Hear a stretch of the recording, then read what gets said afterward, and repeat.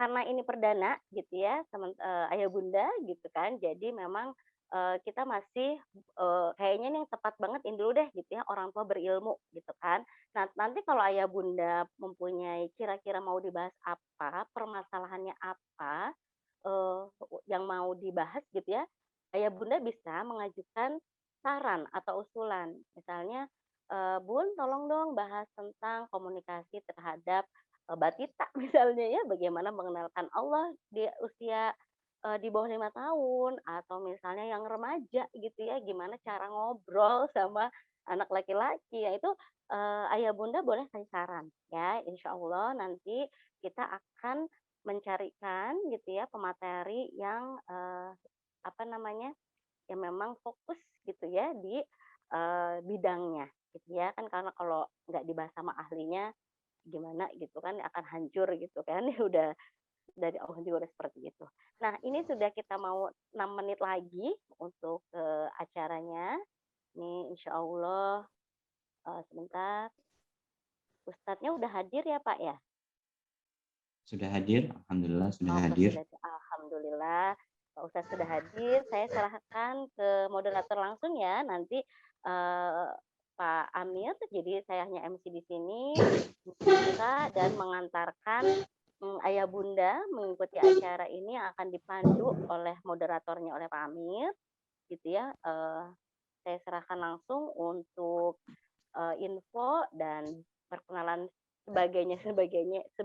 sebagaimana aja saya serahkan pada Pak Amir. Semoga apa yang kita, apa namanya, kita luangkan waktu kita hari ini nggak sia-sia, menjadi manfaat ilmu, menjadi amal ya. Saya sudahi dulu saja, saya serahkan pada Pak Amir. Assalamualaikum warahmatullahi wabarakatuh. Nah, bismillahirrahmanirrahim. Terima kasih Bu Rika Anggraini sudah memulai acara ini. Kita mulai ya. Bismillahirrahmanirrahim. Assalamualaikum warahmatullahi wabarakatuh. Alhamdulillahirabbil alamin. Allahumma shalli ala sayyidina Muhammad wa ala ali sayyidina Muhammad kama shallaita ala sayyidina Ibrahim wa ala ali sayyidina Ibrahim innaka Hamidum Majid. Rabbi shrah li sadri wa yassir li amri wahlul 'uqdatam min lisani yafqahu qawli. Allahumma iftah lana abwaaba hikmataka wa ansur alaina rahmataka ya dzal jalali wal ikram. Ayah bunda yang mudah-mudahan selalu dirahmati, diberkahi dan senantiasa ditolong oleh Allah Subhanahu wa taala. Alhamdulillah ya kita dipertemukan bersilaturahmi di sini. Mudah-mudahan dicatat oleh Allah Subhanahu wa taala sebagai pahala menuntut ilmu, dan di bulan yang begitu mulia ini, di tanggal yang mulia ini, masya Allah benar-benar sudah ditakdirkan oleh Allah Subhanahu wa taala. Jadi tanggal 17 Ramadan ya, ketika nuzulul Quran, kita kehadiran, kita kehadiran seorang tamu ustadz yang nanti akan memberikan materi tentang bagaimana kita kemudian menjadi orang tua yang berilmu, biar kemudian muncul generasi-generasi emas yang bisa membawa bangsa ini menjadi bangsa yang besar, begitu ya Bunda. Nanti kalau misalnya suara saya bermasalah, silakan langsung chat saja ya Bunda ya. Dan tadi seperti dibilang sama MC, kalau misalnya untuk nanti materi, ketika materi sama Ustadz Elvin Sasmita, untuk videonya mohon di off dulu biar tidak mengganggu sinyal, karena biasanya sinyal itu sering terganggu ketika videonya lagi on. Nanti ketika Ustadznya sudah selesai begitu, nanti silahkan open kamera lagi. Nah begitu. Nah ini langsung saja ya, karena memang Ustadz Elvin ini luar biasa, sangat sibuk sekali. Alhamdulillah beliau ada waktu dan pas bertepatan dengan hari ini. Ini sungguh karunia dari Allah Subhanahu wa taala. Dan beliaunya sudah hadir juga, alhamdulillah. Nanti saya akan bacakan kurikulum vitae-nya ya, tapi sebelumnya sebelum nanti saya akan bacakan kurikulum vitae-nya dari Ustadz Elvin, ini sekilas nanti akan ada video. Jadi Ustadz Elvin ini kan salah satu penulis tetap di website www.cahayasirah.com dan parentingnabawiyah.com. Nah, ini sangat dekat sekali dengan Ustadz Budi Ashari. Jadi mungkin Bapak Ibu sekalian, ayah bunda sekalian sudah kenal ya dengan Ustadz Budi Ashari. Beliau pemateri, dulu kita kenal pemateri di Trans TV, dan hari-hari ini beliau sibuk dengan timnya termasuk Ustadz Elvin juga begitu ya, membangun sebuah sebuah lembaga pendidikan gitu ya, lembaga pendidikan yang luar biasa sekali. Sambutan dari bangsa Indonesia juga luar biasa sekali. Kutap sekarang sudah di seluruh Indonesia, dan kelanjutan dari Kutap nanti mungkin sekilas saja ya, sedikit Ustadz Elvin bisa menyinggung sedikit tentang Madrasah Al-Fatih ya. Jadi sekarang itu Yayasan Al-Fatih Pilar Peradaban, untuk kelanjutan dari Kutap Al-Fatih itu membangun madrasah di Situ Daun, dan itu nanti kelanjutan dari Kutap gitu. Jadi itu mencetak generasi-generasi yang yang luar biasa begitu. Ini ada video sebelum nanti Ustadz Elvin memberikan materi, ada video singkat. Minta tolong Kang Operator untuk menayangkan videonya. Kita simak dulu videonya ya, sebentar saja. Ini video dari Ustadz Budi Ashari.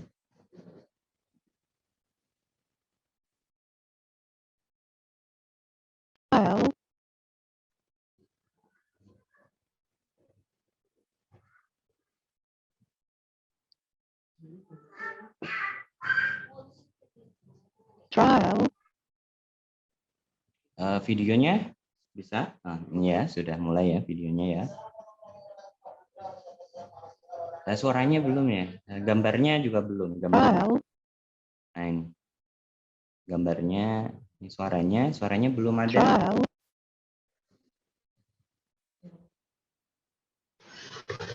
Muslimat, mukminin dan mukminat, Oke, suaranya sudah. Assalamualaikum warahmatullahi wabarakatuh. Bisa dari awal lagi.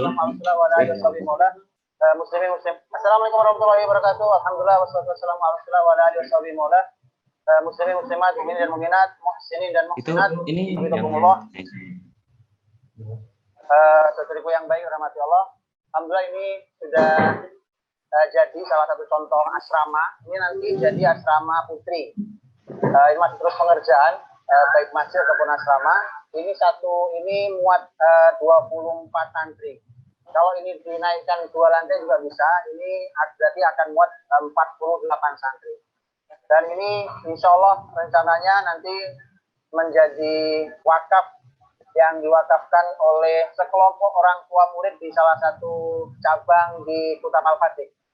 Jadi ini satu kafling yang insya Allah bisa kita bayangkan bahwa di sini akan dibacakan Al-Quran setiap hari, ayat Allah Subhanahu Wa Taala yang kebaikan pahalanya pasti terkirimkan untuk mereka yang membangun ini, dan di sini dihuni para ahli Al-Quran Karim insya Allah. Dan kemudian ini bisa kita wakafkan sendirian atas nama sendiri. Bagaimana nanti kita bisa lihat di beberapa kafling yang sudah ada namanya, boleh ditanggung sendiri, atau bahkan ini bisa ditanggung bersama-sama oleh sekelompok orang tua atau sekelompok masyarakat. Ini salah satu contohnya, ini diwakafkan oleh sekelompok orang tua murid di salah satu cabang Kutap Al-Fatih. Yuk kita lihat beberapa kafling yang memang sudah ada yang memesan. Ini kafling bukan cuma di dunia, tapi untuk surga ini, insya Allah. Muslimin, muslimat, dan muslim muslimat, mari ini kesempatan bersama kita untuk mengabadikan harta kita dan untuk agar kita memiliki sedekah jariah. Insya Allah ini disinilah nanti akan kita didik generasi-generasi Qurani, generasi yang insya Allah gemilang di usia belia, dan semoga Allah memberikan pahala yang agung bagi semua muslimin yang ikhlas menginfakkan hartanya bersama kita danai generasi peradaban ini. Terima kasih banyak semuanya. Assalamualaikum warahmatullahi wabarakatuh.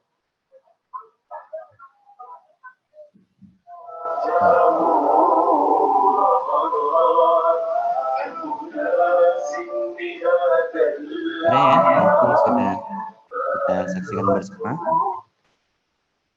Alhamdulillah kita sudah saksikan bersama. Tadi pembangunan Madrasah Al-Fatih ya. Suaranya nggak mendengar? Suaranya sudah kedengaran ya? Ya sudah. Terima kasih. Dan ini Ustadz Elvin sudah menunggu lama, pas jam 13.03. Nah, ayah bunda sekalian, ini ada peluang pahala yang luar biasa, apalagi di bulan Ramadan ya, apalagi di bulan Ramadan. Nah, ini saya jelaskan sebelumnya. Jadi penyelenggara acara ini, baik Golden News Store atau Yanzi Official Store, itu tidak ada hubungannya sama sama Yayasan Al-Fatih Pilar Peradaban, yang nggak ada hubungannya. Kenapa kemudian karena memang kita Golden News Store itu kan konsen untuk kemudian misinya itu adalah membangun generasi, dan kami lihat Yayasan Al-Fatih dengan Kutab Al-Fatihnya, dengan Madrasah Al-Fatihnya, dengan program-programnya itu sangat luar biasa sekali, dan kami berharap ini hal kecil yang kemudian bisa kami lakukan gitu ya, mudah-mudahan bisa jadi support. Nanti mungkin ayah bunda sekalian juga bisa mensupport masing-masing gitu. Dan ini sudah dibuatkan website khusus, jadi ayah bunda, jadi nanti kalau misalnya ingin berwakaf itu ada wakafin aja, jadi silahkan untuk buka di wakafin aja, itu tuh dari mulai 10.000 mau sampai 1 miliar juga bisa, jadi 10.000 tiap pagi. Nah ini kalau tiap pagi sedekah paginya mungkin 10.000, 20.000, 50.000, nah silahkan. Jadi ini ada peluang pahala yang luar biasa sekali. Dan mungkin itu untuk awalan, jadi ini hanya sekedar intermezzo saja. Kita lanjutkan ke materi utama pada kesempatan kali ini. Jadi tema kali ini untuk webinar parenting, yang sebelumnya tadi sudah dijelaskan sama MC ya. Jadi kita insya Allah setiap bulan akan mengadakan seminar-seminar parenting dengan pembicara-pembicara yang insya Allah punya kapasitas, punya kualitas, dan teruji insya Allah ya ketulusannya untuk membangun negeri ini. Nah ini pembicara kali ini alhamdulillah kita berkesempatan untuk bersilaturahim dengan beliau, ini Ustadz Elvin Sasmita. Saya termasuk pengagum berat beliau. Nah saya dulu pertama kali ketemu sama beliau itu ketika kajian di Masjid Salman ya. Saya langsung jatuh cinta gitu ya dengan ceramahnya, dengan kajiannya. Dan memang luar biasa sekali. Jadi ini bulan Ramadan, bulan Al-Quran, dan Ustadz Elvin ini keluarganya itu benar-benar keluarga Al-Quran gitu. Jadi karena 7 anaknya itu penghafal Al-Quran, 7 ya, ini angka yang keren banget, angka 7. Dan dari 7 itu 6 diantaranya itu sudah selesai dengan hafalan Al-Qurannya. Dan bahkan ada beberapa yang kemudian jadi guru-guru kutab juga. Nah, ini saya bacakan sekilas tentang kurikulum vitae-nya dari Ustadz Elvin Sasmita ya. Jadi beliau ini adalah ayah dari 7 anak. Beliau lahir di Aceh Timur 17 Juli 1971. Terus kemudian Allah takdirkan telah menjadi penghafal Al-Quran. Nah, ini karena memang anak itu dilihat siapa ayahnya gitu ya. Jadi nggak perlu ngomong apa segala macam, kalau misalnya memang ayahnya sudah luar biasa, insya Allah anak-anaknya akan ikut. Ini beliau penghafal Al-Quran, terus kemudian diikuti sama anak-anaknya, 7 anaknya itu juga penghafal Al-Quran, dan 6 diantaranya itu sudah selesai dengan hafalan Al-Qurannya. Beliau juga penulis tetap di website cahayasirah.com. Jadi ayah bunda yang kemudian ingin melihat tulisan-tulisannya, tips-tipsnya, bagaimana kemudian mendidik anak, membangun keluarga yang Qurani. Nah, nanti ayah bunda bisa melihat di www.cahayasirah.com dan parentingnabawiyah.com. Nah, beliau adalah suami dari Bunda Mulyati ya. Ini yang sangat tertarik dalam bidang teknologi informasi dan komputer. Terlihat dari beberapa aktivitas diantaranya aktif dalam kerjasama Universitas Islam, Batman Bekasi dengan Lakotia Computer Center dan Aptek India, mendirikan Headcamp, Training Open Source Corner, dan Kupluk, organisasi yang mengembangkan dan memakai software komputer berbasis open source. Saat ini beliau termasuk di dalam tim dosen akademik keluarga aku Parenting Nabawiyah dan diamanahkan untuk menjadi Direktur Sumber Daya Manusia di Yayasan Al-Fatih. Gitu. Masya Allah, luar biasa sekali ya, Ayah Bunda. Jadi saya tidak perlu berpanjang lebar. Nanti minta tolong untuk operator menjadikan Ustadz Elvin-nya co-host ya. Jadi langsung saja saya cukupkan sampai di sini. Mari kita simak sama-sama. Kita niatkan untuk mencari ilmu. Ilmu itu datang dari Allah, wasilahnya dari Ustadz Elvin untuk pada kesempatan kali ini. Untuk selanjutnya langsung waktu dan tempat saya persilahkan untuk Ustadz Elvin mengambil alih acara ini. Terima kasih. Silahkan Ustadz Elvin yang sudah hadir ya. Syukran jazakallah kepada Pak Amir. Assalamualaikum warahmatullahi wabarakatuh. Waalaikumsalam. Mohon maaf, saya mungkin ngecek dulu di awal suara saya terdengar jelas atau tidak. Ya, karena barusan ada yang dari Sulawesi Tenggara katanya suaranya tidak terdengar. Alhamdulillah sudah jelas Ustaz. Bandung jelas ini Ustaz. Baik. Silakan ya. Yang hadir dari mana-mana. Baik, alhamdulillah rabbil alamin wassalatu wassalamu ala sayyidina Muhammad sayyidil mujahidin wa imamil muttaqin wa qailil ghillil mujlin wa ala alihi wa sahbihi wa ansarihi wa junudi wa man jahada fisabilillah yaumil qiyamah.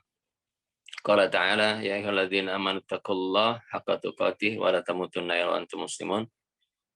Ya ayyuhan nasu taqu rabbakumul ladzi khalaqakum min nafsin wahidah wa khalaqa minha zawjaha wa batha minhuma rijalan katsiran wa nisaa'a wattaqullaha alladzi tasaaluna bihi wal arham innallaha kana 'alaikum raqiba. Ya ayyuhalladzina amanu taqullaha wa qulu qawlan sadida yuslih lakum a'malakum wa yaghfir lakum dzunubakum wa may yuti'illaha wa rasulahu faqad faza fawzan 'azima wa ba'd. Allahumma inna nas'alukal huda wat tuqa wal afafa wal ghina. Allahumma inna na'udzubika min jahdil bala wa durkis syaqa wa samatatil a'da. Allahumma inna nas'alukal jannah wa na'udzubika minan nar. Allahumma inna nas'alukal ilman nafi'an wa rizqan thayyiban wa amalan mutaqabbala. Rabbana la tuzigh qulubana ba'da idh hadaitana wa hab lana min ladunka rahmah innaka antal wahhab. Rabbana hab lana min azwajina wa dzurriyyatina qurrata a'yun waj'alna lil muttaqina imama. Baik, Ayah Bunda, teman-teman sekalian, dimanapun Ayah Bunda berada, ya semoga Ayah Bunda semua dalam kondisi yang baik dan senantiasa Allah jaga, dan semoga Allah berkahi ya, Ayah Bunda dan juga seluruh keluarga. Alhamdulillah pada kesempatan di siang hari ini Allah mentakdirkan kita semua untuk bisa bermuajahah, bertatap muka, walau dalam media digital yang sangat terbatas, ya karena kita mungkin tidak bisa melihat ekspresi dan seterusnya secara langsung ya. Tapi mudah-mudahan tidak akan mengurangi keberkahan dari majelis ini. Baik Ayah Bunda, insya Allah dirahmati Allah Subhanahu Wa Taala. Mungkin sebelum mulai saya koreksi sedikit tadi bahwa website www.cahayasirah.com itu kita matikan dulu karena memang kita Cahaya Sirah itu sebenarnya adalah cikal bakal awal untuk terbentuknya Yayasan Al-Fatih dan semua aktivitas di Al-Fatih. Ya, jadi kalau Ayah Bunda ingin melihat tulisan-tulisan yang ada pada dasarnya di parentingnabawiyah.com ya, di parentingnabawiyah.com. Dan memang tadi betul yang disampaikan bahwa saya dan teman-teman tim ya sedang bersama-sama dengan Ustadz Budi mencoba untuk membangun satu fasilitas pendidikan ya untuk putra-putri kita ke depan. Ya, mungkin sedikit saja sebelum saya mulai, bahwa Kutab Al-Fatih ya sebagai lembaga pendidikan untuk anak usia 5 sampai 12 tahun untuk Kutab ya itu ada di 33 cabang di Indonesia, mulai dari Aceh sampai Sulawesi ya, di Makassar. Kemudian kalau Madrasah Al-Fatih ya kita baru ada satu di Hambalang, ini untuk kelanjutan Kutab, itu dari usia 12 tahun sampai usia 19 tahun ya, jadi itu gambarannya. Baik, ayah bunda insya Allah rahmati Allah Subhanahu Wa Taala, dengan tidak bermaksud menggurui ya, karena mungkin katakanlah saya baru atau duluan membaca ya, kalau dari apa-apa yang mungkin ayah bunda belum tahu karena saya duluan membaca saja ya, atau yang saya lakukan biasanya apa yang saya baca saya praktekkan dalam kehidupan bersama istri dan anak-anak, sehingga memang nanti terlihat atau terasa sekali bekas-bekasnya di mereka, dan disitulah nanti kita akan bisa merasakan kebesaran dari petunjuk Allah Subhanahu Wa Taala, Al-Quran Al-Karim yang Allah berikan kepada kita. Permasalahan keluarga ya, permasalahan keluarga ini sebenarnya dalam Al-Quran menjadi satu hal yang masih banyak terlewatkan. Padahal Al-Quran membahas banyak tentang keluarga ya di dalam Al-Quran. Bahkan kalau kita lihat ada salah satu surah di dalam Al-Quran, surah Ali Imran, itu surah tentang keluarga Imran. Jadi satu-satunya surah dari 114 surah yang membahas atau kemudian diberikan ya, nama keluarga itu ya hanya satu itu.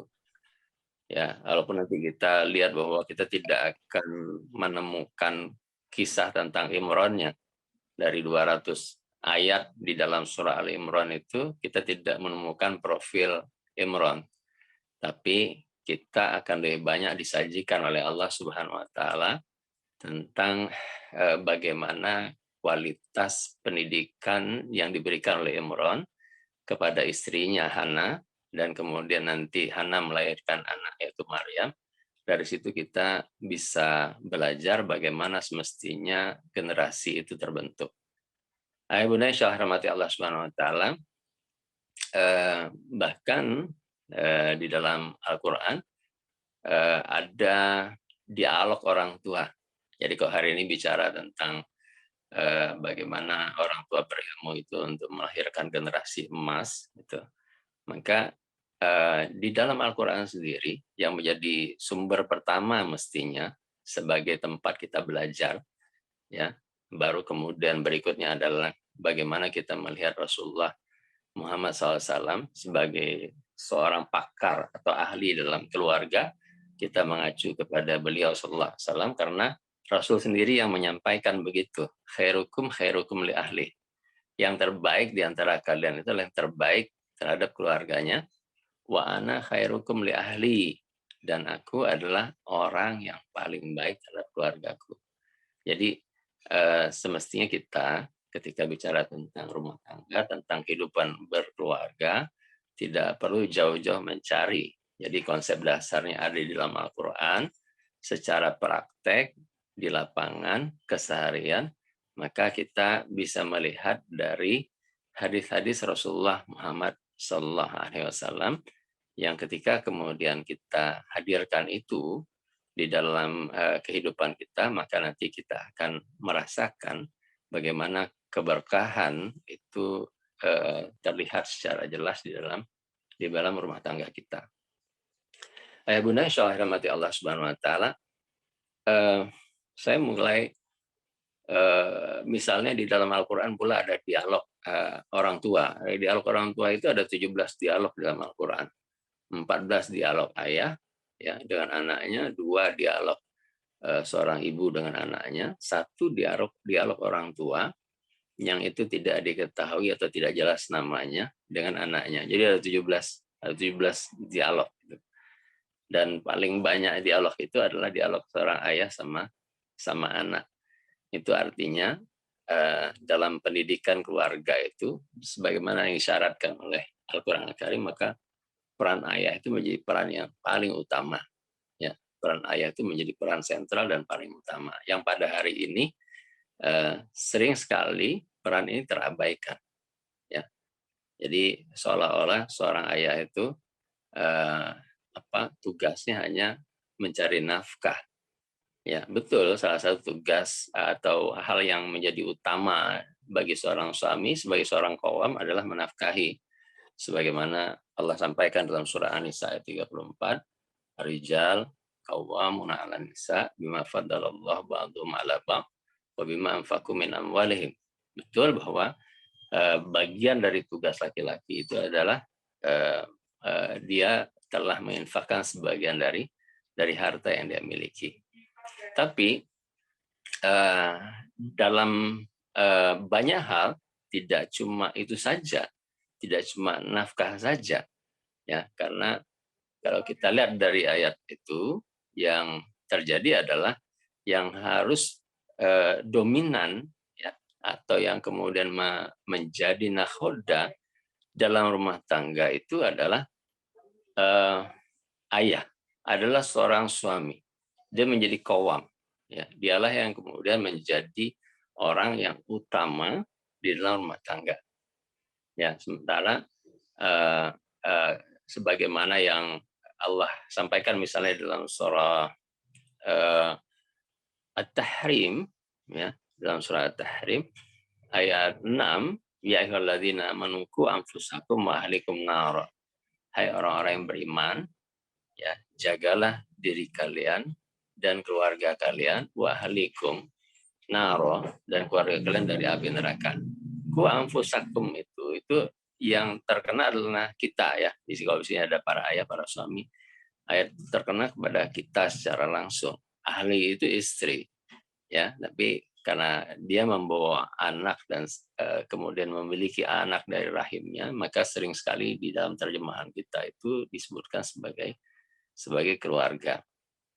Nah, sehingga kalau kita perhatikan perbaikan awal itu justru ada di kita, ku anfusakum.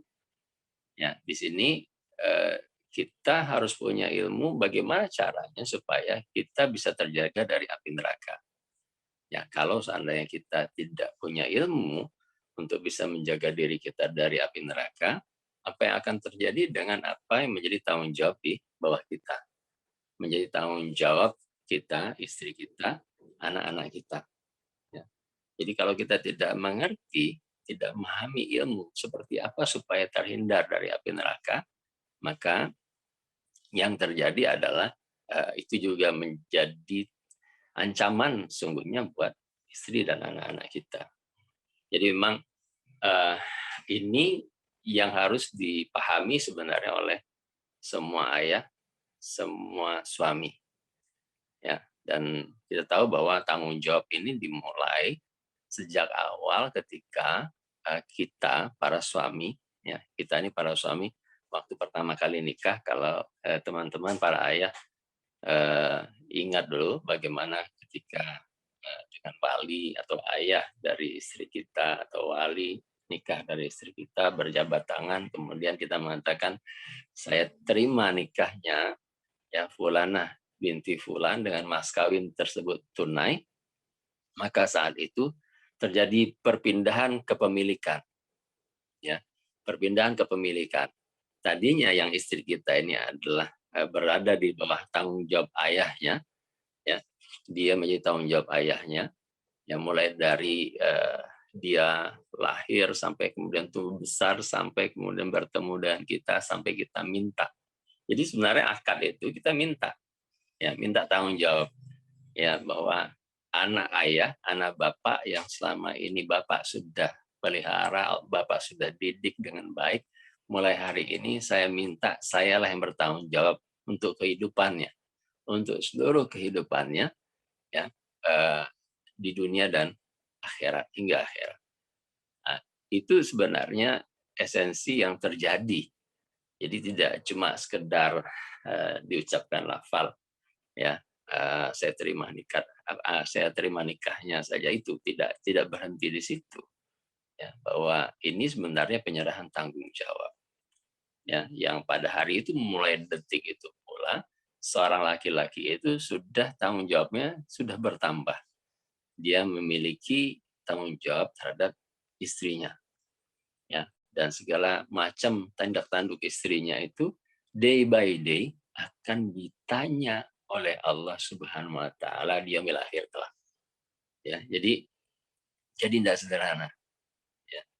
Jadi tidak sederhana. Jadi mulai detik itu setelah akad itu terucap, jadi apapun yang dilakukan oleh seorang istri itu, ya, setiap jamnya, setiap harinya, itu hari-hari, kumpulan hari-harinya, itu semua akan ditanya kepada kita, para suami. Kenapa saya harus mulai dari titik ini? Ya, karena sebelum kita bicara tentang pendidikan anak, ya, sebelum kita bicara tentang pendidikan anak, sebelum kita bicara tentang fungsi laki-laki sebagai seorang ayah, maka harus selesai lebih dahulu pemahaman tentang fungsi seorang suami terhadap istrinya. Makanya saya suka sampaikan begitu. Jadi kalau seorang wanita juga begitu. Jadi kalau wanita itu ketika dia berbicara tentang pendidikan anak, ngeluh tentang pendidikan anak, dia harus lihat dulu, memuhasabahi dirinya, apakah peran dia sebagai istri sudah benar sebelum dia melihat peran dia sebagai seorang ibu. Ya, teman-teman nanti para umahat, ibu-ibu mungkin coba cek deh di dalam Al-Quran itu, bisa ibu-ibu cari, ibu-ibu hitung. Ya, persentase yang dibicarakan Al-Quran, wanita sebagai istri, wanita sebagai ibu, wanita fungsinya di tengah masyarakat sosial, fungsi sosialnya, kemudian wanita untuk dirinya, mana yang lebih banyak dibicarakan dalam Al-Quran. Ya, nanti ibu-ibu akan menemukan yang paling banyak dibicarakan adalah, ya, wanita sebagai istri. Jadi wanita sebagai istri. Baru kemudian yang kedua wanita sebagai ibu. Baru kemudian wanita dan fungsi sosialnya. Baru kemudian wanita dengan dirinya sendiri. Ya. Sementara hari ini menjadi terbalik kalau kita lihat. Jadi wanita itu yang muncul dan terlihat itu fungsi sosialnya. Wanita yang muncul dan terlihat itu tentang dirinya. Gitu ya. Jadi upload kegiatan dirinya di mana diupload di Facebook gitu ya, di Instagram, itu kegiatan sosialnya dan kegiatan dirinya. Dominannya itu. Ya. Padahal Al-Qur'an Al-Karim itu bicara sangat banyak tentang fungsinya sebagai seorang istri. Karena kalau dia sudah selesai, ya, memahami tentang fungsi sebagai seorang istri itu, maka dia akan mudah nanti pada saat dia menjadi seorang ibu. Ya, begitu pula seorang suami. Jadi sebelum dia berbicara tentang dirinya sebagai ayah terhadap anak-anaknya, maka pertanyaan besar yang harus hadir dalam diri dia adalah seperti apa dirinya sebagai suami, ya, sebagai qawwam di dalam rumah tangga. Nah, ayah bunda insya Allah dirahmati Allah Subhanahu Wa Taala, di kesempatan ini mungkin saya hanya sharing sedikit saja karena waktu kita terbatas. Saya akan menyampaikan hal-hal yang menurut saya akan sangat berpengaruh, memberikan efek strategis ya ke depan terhadap kehidupan rumah tangga kita, khususnya terhadap pendidikan anak-anak kita. Baik, tadi yang pertama tentang bicara tentang ilmu. Ya, saya mulai dulu bicara tentang ilmu karena kita tadi bicara tentang orang tua berilmu ya untuk melahirkan generasi emas. Bicara tentang ilmu, ya, ilmu ini di dalam Islam memiliki posisi yang sangat tinggi, ya, memiliki posisi yang sangat tinggi. Bahkan Allah Subhanahu Wa Taala mengingatkan kita di dalam surah Al-Isra ayat 36, wala takhfu ma laisa laka bihi ilm. Dan jangan kalian sikapi sesuatu yang kalian tidak punya ilmu tentangnya. Ya. Inna sam'a wal basara wal fuada kullu ulaika kana anhu mas'ula. Jadi ini jelas ya. Jadi karena sungguhnya nanti Allah sebutkan tuh inna sam'a pendengaran ya, wal absar ya. Jadi wal basara wal fuada ya. Jadi penglihatan dan hati ya, atau akal pikiran kita itu ulaika kana anhu mas'ula. Semuanya itu akan ditanyakan, diminta pertanggungjawabannya di sisi Allah Azza wa Jalla. Kenapa demikian? Karena yang dibicarakan oleh Allah 3 komponen tadi, ya, taqatul insan, 3 komponen yang ada di dalam diri manusia itu 3 komponen yang menyerap ilmu. Ya, 3 komponen yang menyerap ilmu. Ya, jadi kalau kita bicara dari mana sih ilmu yang kita dapat ini, kita pasti menggunakan pendengaran, ya, sebagai pintu masuknya ilmu, ya. Ilmu informasi itu masuk dari pendengaran, kemudian apa yang kita lihat? Nanti kita proses, ya, kita proses di dalam pikiran atau di dalam hati kita, ya, itu diproses. Ya, ini 3 komponen penting yang kita harus manfaatkan secara maksimal. Nah, kenapa ilmu itu penting? Ya, karena memang kalau kita tidak mengilmui diri tentang suatu hal yang kita butuhkan, maka yang terjadi adalah dominasi adalah pengalaman. Ya, saya ambil contoh begini. Ayah bunda ini kalau kemudian ayah bunda tidak mengilmui gimana sih sebenarnya Al-Quran bicara tentang keluarga, gimana sih Al-Quran bicara tentang ayah, gimana sih Al-Quran bicara tentang ibu, tentang suami, tentang istri, ya, dan ayah bunda kemudian tidak juga membaca tentang gimana sebenarnya Rasulullah sebagai seorang suami, bagaimana Ummahatul Mukminin sebagai seorang istri. Ya, maka yang terjadi adalah apa yang akan bunda lakukan, apa yang ayah bunda lakukan itu merupakan kumpulan dari pengalaman. Jadi gini nih, saya misalnya, kalau saya tidak mengilmui tentang berkeluarga, maka cara saya berkeluarga, cara saya memperlakukan istri, cara saya memperlakukan anak-anak, itu saya akan menerapkan pengalaman yang pernah saya lihat, yang pernah saya alami. Yang paling dekat adalah dari ayah dan ibu saya. Gitu ya. Jadi kalau saya tidak mengilmui tentang ilmu berkeluarga, praktis dominasi yang ada dalam diri saya adalah pengalaman. Ya, karena nanti kehidupan seseorang, cara pandang seseorang, ya, cara pandang seseorang terhadap sebuah masalah itu dipengaruhi 2 hal ini. Cara pandang seseorang, ya, terhadap suatu permasalahan dipengaruhi 2 hal ini, ilmu dan pengalaman. Ya. Jadi kalau seandainya kita tidak mengilmui sesuatu yang terkait dengan yang ingin kita lakukan, maka yang terjadi adalah pengalaman itu yang mendominasi kita. Jadi nanti kita nggak tahu gimana cara menghukum anak yang benar, ya. Kita nggak tahu gimana cara Nabi ketika menerapkan ta'dib, membuat anak lebih beradab seperti apa. Kita nggak tahu. Maka kita akan gunakan pengalaman kita.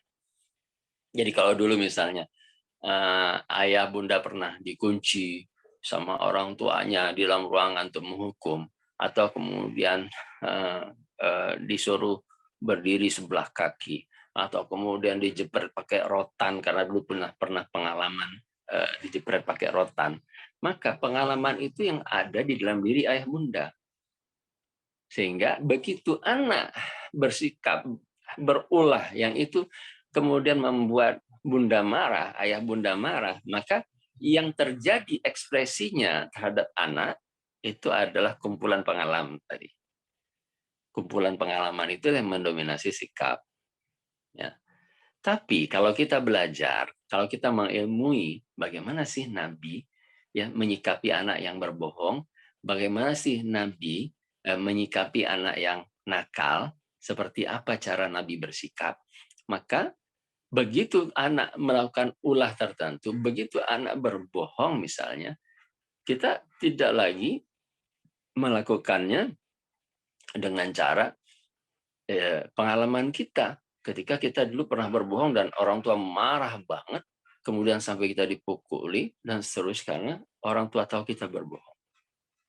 Ya, tapi misalnya begitu ayah bunda baca, oh di sirah ternyata ditemukan ada seorang remaja anak ABG namanya Kowat. Ya, Kowat ini ketika Rasulullah jalan, dia sedang kongko-kongko di situ sama temannya, nongkrong lah, gitu ya, sama temannya. Ada anak perempuan yang sudah dia. Begitu Rasulullah lewat, dia malu. Dia kemudian berdiri dan menghampiri Rasulullah. Kemudian Rasulullah tanya, Kowat sedang ngapain kamu di situ? Kemudian kata Kowat, aku sedang mencari ontaku yang hilang. Ya, saking dia nggak mau terlihat bersalahnya itu, dia kemudian berbohong. Dia katakan, aku sedang mencari ontaku yang hilang. Gitu. Nah, ini contoh ya, contoh supaya gampang, supaya mudah teman-teman untuk memahaminya. Ya, satu contoh saja tentang pentingnya kita mengilmui. Nah, kemudian Rasulullah berpapasan lagi, ya, dengan Kowat di pasar. Di pasar itu kemudian Rasulullah sampaikan pada Kowat, Kowat, apa sudah ketemu ontamu yang hilang? Itu kan. Kemudian Kowat berbohong lagi. Belum ya Rasulullah. Bohong lagi dia. Ya. Kemudian Rasulullah ketika sholat di masjid, ya, di Masjid Nabawi, kemudian Kowat mau masuk sholat, dilihat ada Rasulullah. Kowat nggak jadi. Ya, ditunggu sampai Rasulullah selesai, Rasulullah keluar, kemudian Kowat masuk, Kowat salat. Kowat sholat, begitu Kowat sholat, Rasulullah masuk, kemudian duduk di sebelah Kowat. Ya, duduk di sebelah Kowat. Kemudian Kowat tahu ada Rasulullah di sebelahnya. Dia panjangin sholatnya. Dia panjangkan sholatnya. Ya, supaya Rasul kemudian pergi, nanti nggak ketemu sama Rasul. Nggak ditanya lagi tentang ontanya yang hilang itu. Ya, tentang kebohongannya itu. Ya, akhirnya Rasulullah bicara, panjangkan saja sholatmu Kowat, aku tetap menunggumu di sini. Gitu. Akhirnya Kowat menyelesaikan sholatnya. Ya, jadi Kowat menyelesaikan sholatnya, kemudian Kowat menghampiri Rasulullah, kemudian dia berkata pada Rasulullah, ya Rasulullah, demi Allah, sungguhnya tidak pernah ada onta yang lari dari kota ini. Kemudian kata Rasulullah, ya, barakallah, ya, jadi didoakan keberkahan untuk Kowat. Ya, ya sudah selesai. Kenapa? Ini bagian sikap ya, karena kejujuran itu mahal. Buat Rasulullah dia jujurnya sudah sangat besar, ya, bahkan didoakan keberkahan. Karena apa? Karena dia udah jujur. Ya, coba kita diposisikan seperti itu. Kita akan bilang, atau pada saat anak kita berbohong, kita bilang, kamu jangan jauh-jauh bohong. Ya. Ayah bunda tahu. Ya. Ayah bunda yang biar kamu dari kecil, bunda yang mengandung kamu, bunda yang melahirkan kamu, bunda yang nyusui kamu, bunda tahu persis kalau kamu bohong gimana. Ya. Jadi kita lebih cenderung begitu, yang akhirnya membuat anak itu merasa begitu. Kalau dia jujur salah, dia bohong juga salah. Percuma, dia jujur. Akhirnya dia akan tertekan dan terus berbohong. Ya, karena kita tidak pernah menghargai kejujurannya. Ya, apa salahnya kita, ya, ketika dia menyampaikan satu walaupun kita tahu dia bohong, kita katakan, ya, insya Allah Bunda percaya dengan apa yang kamu sampaikan, karena Bunda tahu, ya, kamu nggak mungkin begitu, Allah juga maha melihat, gitu kan. Apa salahnya gitu. Bahkan kita kadang-kadang kalau anak itu jujur, kita langsung bilang, lain kali nggak boleh gitu lagi, nggak boleh bohong lagi. Ya, pokoknya ayah bunda tahu kalau kamu bohong. Ya. Padahal Rasulullah itu menyikapi anak bohong cuma begitu doang. Barakallah fikum. Gitu. Jadi barakallah. Ya, barakallah untuk kau. Nah, ayah bunda yang saya hormati Allah Subhanahu Wa Taala. Ini satu contoh bagaimana, ya, cara pandang kita terhadap suatu hal, cara kita menyikapi terhadap sesuatu hal itu dipengaruhi dua tadi, ya, ilmu dan pengalaman. Kalau kita tidak punya ilmunya, maka yang terjadi adalah dominasi pengalaman. Ya, kalau nggak ada ilmu, dominasinya pengalaman. Ya, dan kalau kemudian dominasi pengalaman, Ya, pengalaman itu bisa jadi ayah kita, ibu kita belajar, bisa jadi tidak. Ya, makanya dengan tidak mengurangi rasa hormat saya terhadap kedua orang tua saya, ya, jangan yang mendidik saya sampai seperti ini hari ini. Tapi kalau saya ukur dengan ilmu yang saya pelajari, ada beberapa poin-poin yang mereka itu kurang tepat. Ya, mereka itu kurang tepat. Karena tadi, kenapa saya bisa menilai mereka kurang tepat? Karena saya sudah mengetahui, sudah mengilmui seperti apa mestinya. Gitu. Seperti apa mestinya. Ya, karena standar kita kan Allah dan Rasul.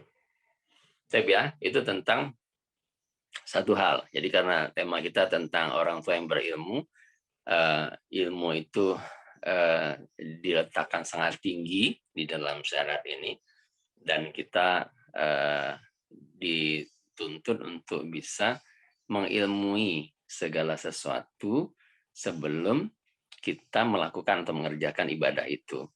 Makanya dalam surah Al-Isra ayat 36 tadi Allah tuh sampai ngelarang itu kan, wala takfu ma laisa laka bihi. Jangan kalian sikapi sesuatu, jangan kalian ikuti sesuatu yang kalian nggak tahu ilmu tentangnya.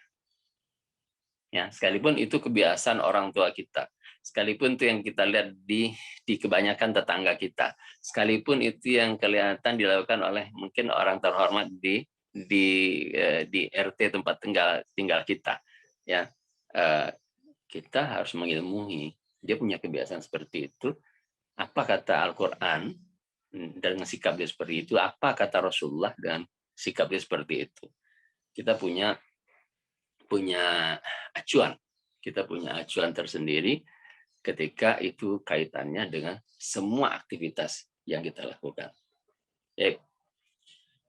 Yang kedua, karena memang bicara tentang orang tua itu memiliki tanggung jawab besar. Dan tanggung jawab besar itu yang utama adalah mendidik anak. Ya, sebagaimana kita tahu bahwa setiap anak yang lahir itu dalam keadaan fitrah, ya, dalam keadaan fitrah, dan ini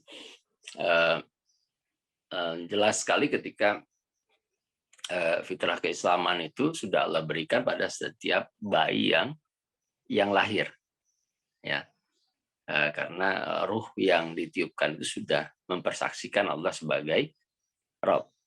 Ya, jadi pada saat ruh itu dikumpulkan oleh Allah Subhanahu Wa Taala, kemudian Allah bertanya kepada ruh, alastu bi rabbikum, apakah aku ini Rabb kalian?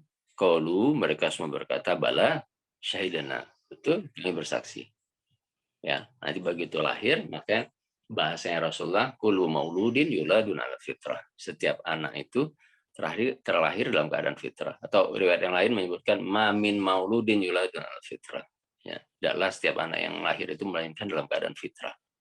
Fa'abawahu, ya, jadi kedua orang tuanya lah itu yang menyebabkan dia yuhawidanihi, menjadikan dia Yahudi, ya, au yunasiranihi, menjadikan dia Nasrani, au yumajisanihi, menjadikan dia Majusi.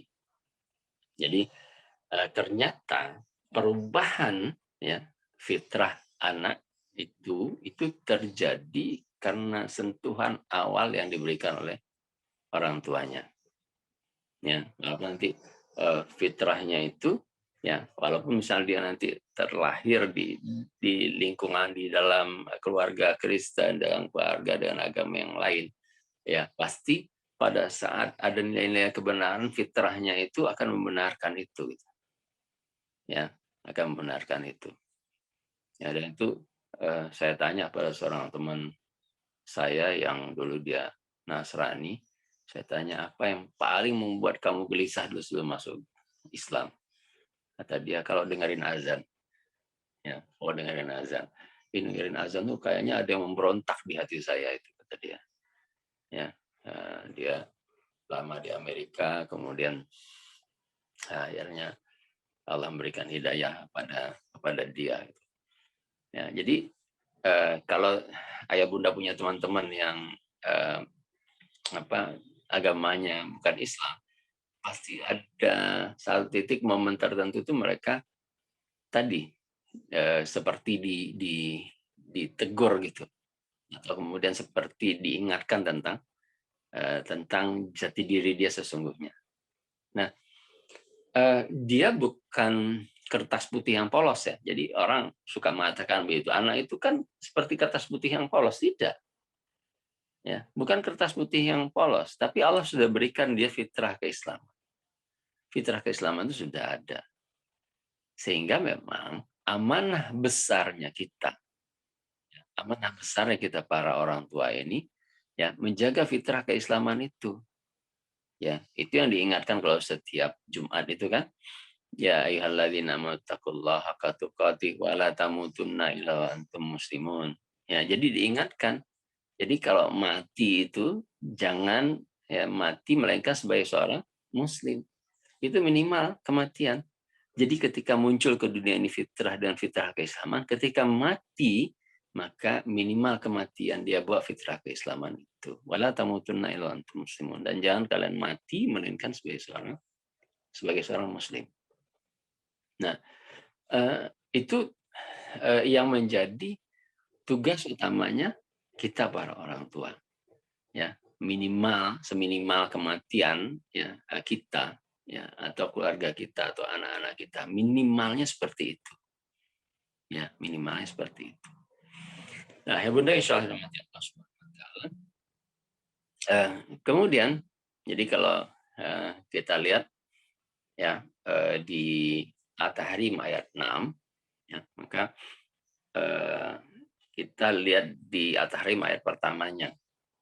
Di situ kita jadi tahu bahwa untuk bisa menjaga diri dan keluarga dari api neraka, ya sederhana, api neraka nih kekuatan menghancurkannya 70 kali lipat dari api di dunia. Ya, jadi kita itu kalau anak kecil kita, anak umur 3 tahun, 2 tahun main api aja atau main di dekat api, kita langsung narik. Atau dia ibu-ibu ya, ibu-ibu lagi masak di dapur, apinya kompornya nyala, terus anak yang umur 2 tahun jalan ke dekat kompor pasti ditarik. Kenapa? Khawatir dia terbakar. Gitu kan? Khawatir dia terbakar. Ya, ini Allah ingatkan, ya, itu kamu dengan api dunia khawatirnya sampai seperti itu. Ya, ini ada api neraka nanti yang kekuatannya 70 kali lipat dari api di dunia. Ya, ada api dan kekuatan seperti itu. Sehingga sulit untuk kita membayangkan gitu ya. Sulit untuk kita membayangkan. Kita harus berupaya gimana supaya tidak tersentuh api neraka.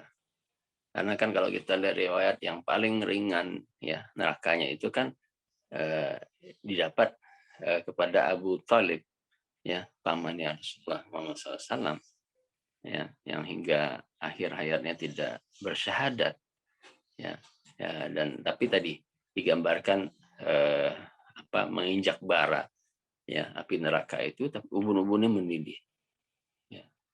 Jadi kalau dikatakan ya ayyuhalladzina amanu anfusakum wa ahlikum nar, maka tadi yang terbayang oleh kita adalah gimana caranya supaya kita bisa menjaga diri kita, anak-anak kita dari api neraka. Nah, di dalam surah At-Tahrim ini, ya, ini kalau kita baca surah At-Tahrim dan nanti Ayah Bunda pengen minta tolong Ustaz siapa bedah tentang surah At-Tahrim itu inspirasi keluarganya menarik sekali.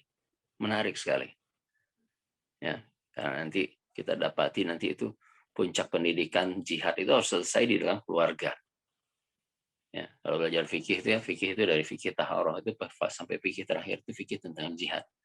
Ya, itu bicaranya justru ada di dalam rumah tangga, di keluarga. Ya, sementara hari ini kita fikih itu ya nggak beranjak dari fikih taharah ya, jadi berwudu gitu ya, tentang bagaimana istinja, tentang sholat, tidak beranjak dari di situ gitu. Padahal mestinya itu menjadi satu PR tersendiri di dalam rumah tangga kita. Ya, dan nanti sampai diberikan contoh model tuh di surah At-Tahrim itu. ya, model keluarga yang istrinya bermasalah, ya, Nabi Nuh dan Nabi Lut. Ya, nanti yang keduanya model keluarga yang suaminya masalah, ya, Asia beriman, Firaun ya kafir. Tapi kemudian model yang ketiga, model keluarga istimewa, ya, jadi keluarga Imran, ya, punya anak, punya istri, punya anak namanya Maryam, Maryam punya anak namanya Isa alaihissalam. Ya, jadi At-Tahrim itu kalau mau dibahas tuh inspiratif sekali. Ya, jadi tinggal teman-teman silakan kaji itu. Nah, saya ingin cuplik sedikit, ya, bahwa seorang suami ini ada isyarat bahwa seorang suami kalau dia ingin menjaga diri dan keluarga dari api neraka, ilmu apa yang paling pertama dia harus ketahui? Ya, ternyata di ayat pertamanya, ya ayuhan nabi lima tuharrimu ma halallahu lak tabtaghi mardata azwajik. Ya, hai nabi, ya, kenapa engkau mengharamkan sesuatu yang sudah Allah halalkan untuk engkau supaya istrimu redha. Nah, ini kalau teman-teman, ya, ayah bunda lihat nanti dalam apa asbabun nuzulnya, itu kan ayat ini turun itu gara-gara Rasulullah itu mengharamkan madu, cuma supaya meredakan kecemburuan di antara istri-istrinya itu, ya. Kemudian karena Rasulullah agak lama di rumah salah satu istrinya, ya, yang biasanya kan Rasulullah punya kebiasaan tuh datang ke rumah istrinya kalau pagi gitu ya, pagi datang ke rumah istri pertamanya gitu ya, kedua, ketiga gitu, datang nanyain, ngucapin salam, nanyain kabar, ya, nanti pindah lagi berikutnya tanyanya sama gitu, sampai semua istrinya sudah dia tanyai kabar di pagi itu, ya, mendoakan mereka, ya, baru biasanya Rasulullah beraktivitas. Nah, tapi ada satu waktu ketika ada di satu rumah salah satu istri itu kelamaan di situ. Akhirnya saya tanya kenapa asal lama, asal di situ lama. Ternyata dikasih madu yang Rasulullah itu suka sekali madu. Ya, madu itu sehingga jadi agak lama. Ya, akhirnya terjadi persekongkolan, ya, di antara istri-istri itu. Nanti kalau datang, jadi Aisyah menyuruh Saudah misalnya kalau datang nanti Rasulullah bilang bau badannya nggak enak. Ya, akhirnya Rasulullah supaya ini nggak terjadi lagi, Rasulullah kemudian mengambil keputusan Rasulullah mengharamkan madu untuk dirinya, ya, supaya istrinya redha. Nah, ini kan perkara tentang halal dan haram. Yang hari ini banyak di antara para ayah, banyak di antara para suami itu menghalalkan apa yang sudah Allah haramkan supaya istrinya ridho, supaya istrinya senang, supaya istrinya bahagia. Dia kemudian menghalalkan apa yang sudah Allah haramkan. Ya, nah, istri bilang, ya sebelah mobilnya udah ganti lagi ya. Padahal kantornya kan bareng sama kamu.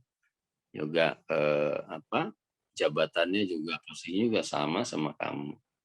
Kamu gini-gini aja. Dia mobil udah ganti 2 kali. Tuh. Akhirnya si ayahnya cari tahu apa sih kok dia bisa pada posisinya sama. Oh, ternyata dia bisa ambil kelebihan dari riswah segala macam gitu yang sifatnya tadi, ya, haram. Ya, sifatnya haram. Ya, akhirnya supaya istri nggak nanya-nanya lagi, supaya istrinya redho, senang, sudah, ya nggak apa-apa lah, diambilnya yang begini. Ya, awalnya yang syubhat, ya, yang syubhat aja. Rasul mengatakan wa fi syubhat wa fil haram. Ya, jadi barang siapa yang dia mengambil bagian dari syubhat, ya, dia masuk wilayah syubhat, dia akan bisa masuk wilayah yang haram gitu. Nah, itu sampai tidak diperhatikan. Jadi kok ditanya, ya, untuk seorang suami, ya, untuk seorang ayah, ketika dia masuk dalam kehidupan rumah tangga, ilmu apa yang kemudian dia harus miliki untuk menjaga diri dan keluarga dari api neraka? Dia harus tahu perkara halal dan haram. Ya, dia harus tahu detail perkara halal dan haram. Tidak cuma zat, ya kalau katanya babi jelas itu zatnya haram, yang mengandung babi zatnya haram. Tapi ada proses yang kadang-kadang kemudian proses itu menyebabkan apa yang kita bawa menjadi haram. Apa yang kita bawa ke rumah, bawa pulang ke rumah menjadi haram. Ya, kan kita pernah baca itu ada orang yang kemudian bermunajat, mengangkat tangannya, mengatakan ya Rob, ya Rob, ya bajunya ya lusuh segala macam, tapi karena semua dia makan dari yang haram, dia memakai dari yang haram, bagaimana Allah akan mengabulkan doanya? Nah, yang seperti ini, jadi yang harus dimiliki oleh seorang ayah itu adalah memahami tentang perkara halal dan haram. Sehingga ketika dia datang pulang ke rumah, karena dia punya kewajiban untuk menafkahi, untuk nafkah, istri tidak punya kewajiban apapun. Karena bicara nafkah itu sebenarnya makanan matang itu sampai masuk ke mulut istri dan anak-anak. Jadi nggak ada kewajiban buat ibu-ibu itu masak. Ya, tapi jangan ditinggalin karena memang itu kebaikan yang sudah ibu-ibu lakukan. Ya, kebaikan yang sudah ibu-ibu lakukan. Ya, masak, ya, kemudian menyajikan makanan, kebaikan luar biasa. Ya. Walaupun secara syariat dia tidak punya kewajiban untuk melakukan itu. Nah, istri kan jadi istri yang kemudian taat itu dia akan lihat ini kalau kemudian suaminya bawa rezeki nggak biasanya, gitu ya.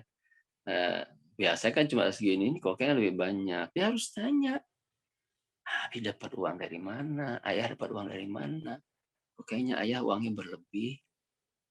Ya. Aku khawatir. Ya. Kenapa? Karena kan daging yang tumbuh dari harta haram itu yang paling pantas untuk dibakar api neraka. Ya. Jadi kalau kemudian kita bawa ya rizki kita bawa, kita kasih makan istri, kita kasih makan ke anak-anak kita. Tumbuh dia, dagingnya tumbuh dari yang haram, matanya tumbuh dari yang haram, telinganya tumbuh dari yang haram, lidahnya tumbuh dari yang haram, otaknya tumbuh dari yang haram. Bagaimana kita bisa berharap bahwa anak itu barokah hidupnya? Gimana caranya dia bisa barokah hidupnya? Ya. Jadi gimana seorang istri bisa taat pada suami? Nah, yang bikin masalah di awal ya kita. Kita yang buat masalah di awal. Kita yang memberikan dia makanan yang nggak jelas. Ya, asal usulnya nggak jelas. Nggak bisa kita pastikan halalnya itu. Kita yang buat masalah. Nah, ini kunci awalnya. Ini kunci awalnya. Ya, sehingga memang harus menjadi perhatian kita. Jadi kalau nanti bicara tentang generasi emas, ya, maka ini sentral awalnya.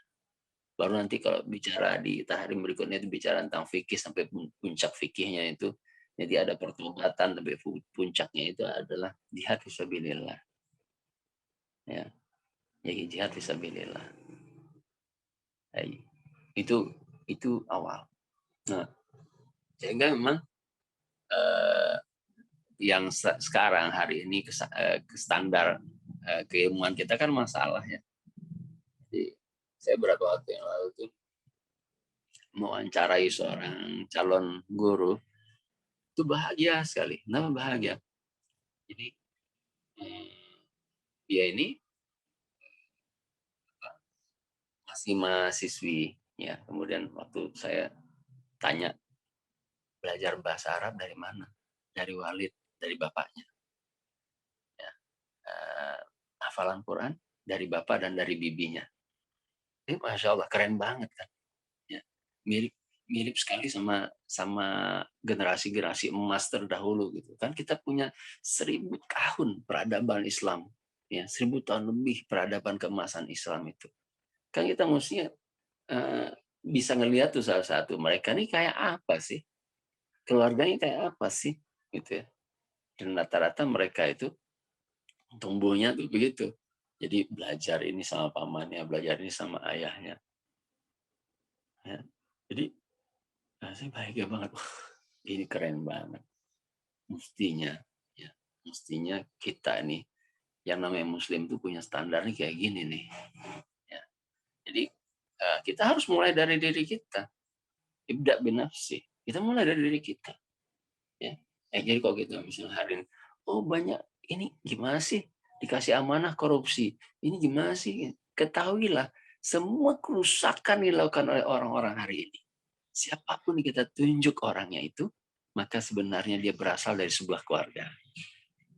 Dia berasal dari sebuah keluarga. Itu artinya ada masalah pendidikan di dalam rumah tangga itu. Sehingga menghasilkan orang seperti tadi. Orang pintar, ya, dengan titel yang sangat baik, dengan jabatan yang sangat strategis, tapi bisa mengambil harta dengan cara yang tidak. Di mana problemnya? Di pendidikannya. Ya. Di mana problemnya? Di bagaimana orang tua itu kemudian mengenalkan kepada dia tentang syariat. Ya. Itu masalah. Nah, yang kalau kita lihat, ya, jadi kalau kita mau buat acuan kira-kira gini, di dalam Islam, ya, ulama itu sepakat kalau seandainya seorang itu dikatakan baligh, kalau dia sudah mimpi, ya, atau tanda primer yang lain misalnya dia tidak mimpi, ya, tapi itu laki-laki, ya, kemudian tumbuh rambut di bagian-bagian tertentu, atau kalau itu tidak ada juga maka diputuskan 15 tahun, ya, karena Rasulullah Muhammad SAW itu usia minimal diizinkan oleh Rasul untuk berjihad itu usia 15 tahun.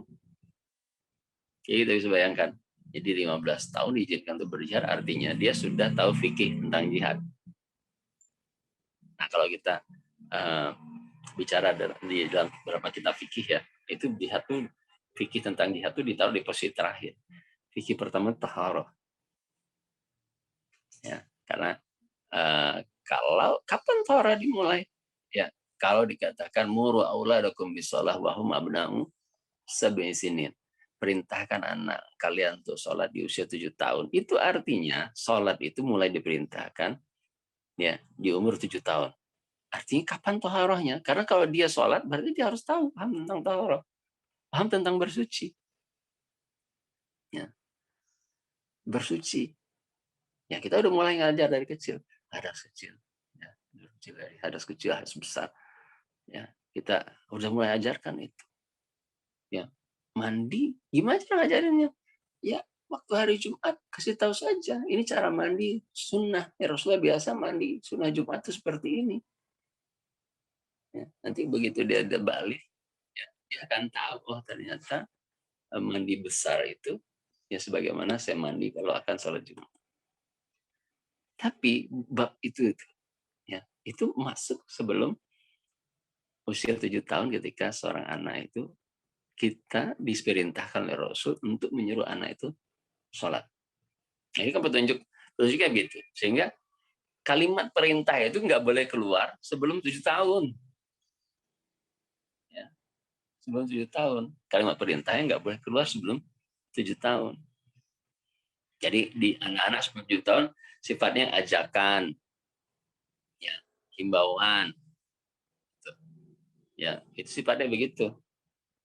Gimana sih? Bang, Abi mau ke masjid, ikut nggak nih kalau sama anak umur 5 tahun nih? Bang, Abi mau ke masjid, Abang ikut nggak? Dek, Abi mau ke masjid, Adek ikut nggak? Itu kan kalimat ajakan, bukan perintah. Kayak misalnya, sama anak umur 5 tahun, "Dek, udah azan, sana tuh ke masjid." Itu kalimat perintah. Ya. Rasul menyuruh mengeluarkan kalimat perintah itu usianya 7. Ya, usianya 7. Ya, jadi pada saat seorang anak tamyiz, akalnya udah mulai berfungsi.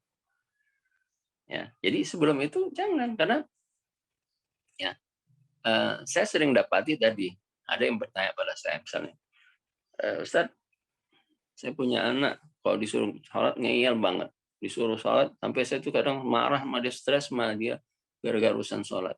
Saya tanya sama ibu itu, emang anak ibu umurnya berapa? 5 tahun, Ustaz. Nah, kan aneh. Ya, aneh. Dia nggak tahu caranya. Dia tidak mengilmui itu.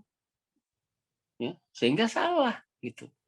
Kalau dia mengilmui, ya, ya, maka dia tahu, oh, anak itu diperintahkan sholat itu usia 7 tahun. Ya, wadribuhum 'alaiha wa hum abna'u asyri sinin. Itu pukul mereka, ya, kalau nggak mau itu di usia 10 tahun. Jadi ada waktu 3 tahun. Waktu 3 tahun buat orang tua itu untuk serius, ya, untuk serius ngurusin masalah sholatnya anak. Ya, bahkan kalau kita lihat, ya, kita lihat di dalam ayat-ayat Quran itu, ya, tidak ada perintah ibadah seserius Allah menyuruh orang sholat. Ya, jadi sampai Allah dalam surat Toha sampai mengatakan wa'mur ahlaka bis sholat, dan perintahkan keluarga engkau untuk sholat. Wastabir alaih, disuruh bersabar. Ya, wastabir. Bukan wasbir lagi, wastabir. Jadi sabarnya tuh harus betul-betul tinggi.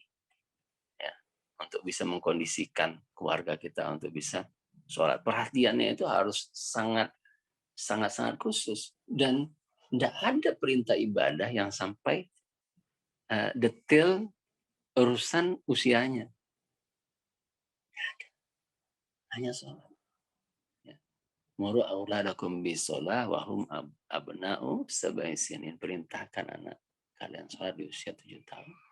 Wadribuhum 'alaiha wahum abna'u asri sinin. Pukul mereka kalau mereka nggak mau. Tentunya dengan pukulan yang tidak menyakitkan, pukulan yang tidak melukai, pukulan yang sifatnya mendidik, gitu ya.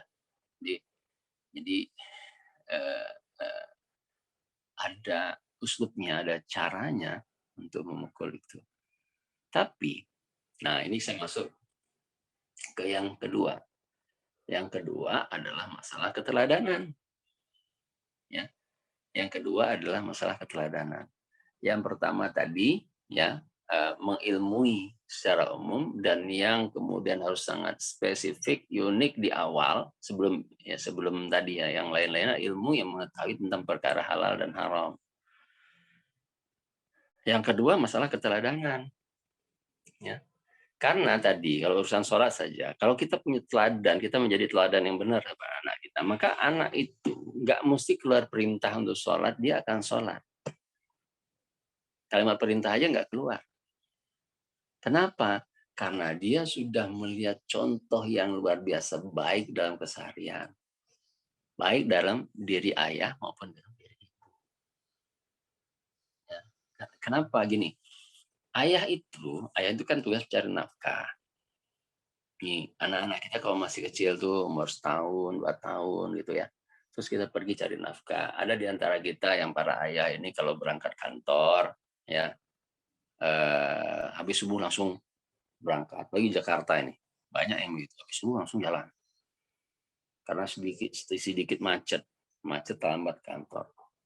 Ya. Nanti pulang tuh maghrib lewat. Bahkan ada yang isya lewat. Artinya itu anak dalam keseharian, mungkin kalau dia rajin sholatnya ke masjid itu, anak kemudian ikut dengan dia ke masjid, entah ikut ke masjid, ya mungkin dia cuma ketemu subuh aja tuh. Setelah itu nanti pulang dia habis isya, nggak ketemu sama anak udah tidur. Ya. Terus gimana deh contohnya? Ya tadi, Kalau ibunya juga adalah orang yang paham tentang kaidah dalam syariat ini, maka insya Allah ibunya begitu azan berkumandang, ibunya langsung bersiap-siap untuk melakukan sholat. Ya, sekalipun wanita tidak punya kewajiban sholat di masjid, bahkan sholat terbaiknya wanita di rumah, di tempat paling tersembunyi di rumahnya, ya. Tapi anak-anak kita dari kecil sudah melihat bagaimana setiap kali azan, kemudian ibunya bergegas untuk mengerjakan sholat. Ya, sholat tepat pada waktunya kan. Rasulullah kan ditanya sama sahabat tuh, ya Rasulullah, ayul amali ahabu ilallah. Ya Rasulullah, amal apa yang dicintai oleh Allah? Kemudian Rasul menjawab yang pertama kali itu as-salatu ala waktiha. Salat tepat pada waktunya. Summa ya Rasulullah, lalu apa lagi ya Rasulullah? Birrul walidain, berbakti pada kedua orang tua. Summa ya Rasulullah, lalu apa lagi ya Rasulullah? Jihad fisabilillah. Jihad di jalan Allah. Jadi kalau ibu-ibu ya, ibu-ibu ya, itu kenapa ya wanita solihah itu kan qanitat hafizat, ya, dia taat pada Allah dan suaminya. Hafizat, dia menjaga kehormatan dirinya. Dalam satu hadis digambarkan bahwa wanita itu bisa masuk surga dari pintu mana saja yang dia suka. Ya, yang bisa melakukan itu kan di kalangan sahabat cuma Abu Bakar As-Siddiq. Abu Bakar As-Siddiq clear tuh, ya, disebutkan oleh Rasul bahwa itu sahabat mulia yang dia masuk surga dari pintu mana saja yang dia suka. Jadi di dalam hadis disebutkan bahwa wanita itu bisa masuk, disuruh masuk dari pintu mana saja yang disuka. Dengan catatan apa? Satu, dia menjaga sholat lima waktunya. Dua, puasa Ramadannya. Tiga, dia jaga kehormatan atau kemaluannya. Ya. Keempat, dia taat pada suaminya. Ya. Itu kenapa? Nah, kelihatan simpel. Ya, tapi ini berat buat seorang wanita, terutama yang terakhir, buat taat pada suami itu. Ini betul-betul seorang wanita harus berjihad melawan perasaannya. Gitu ya. Jadi rumit.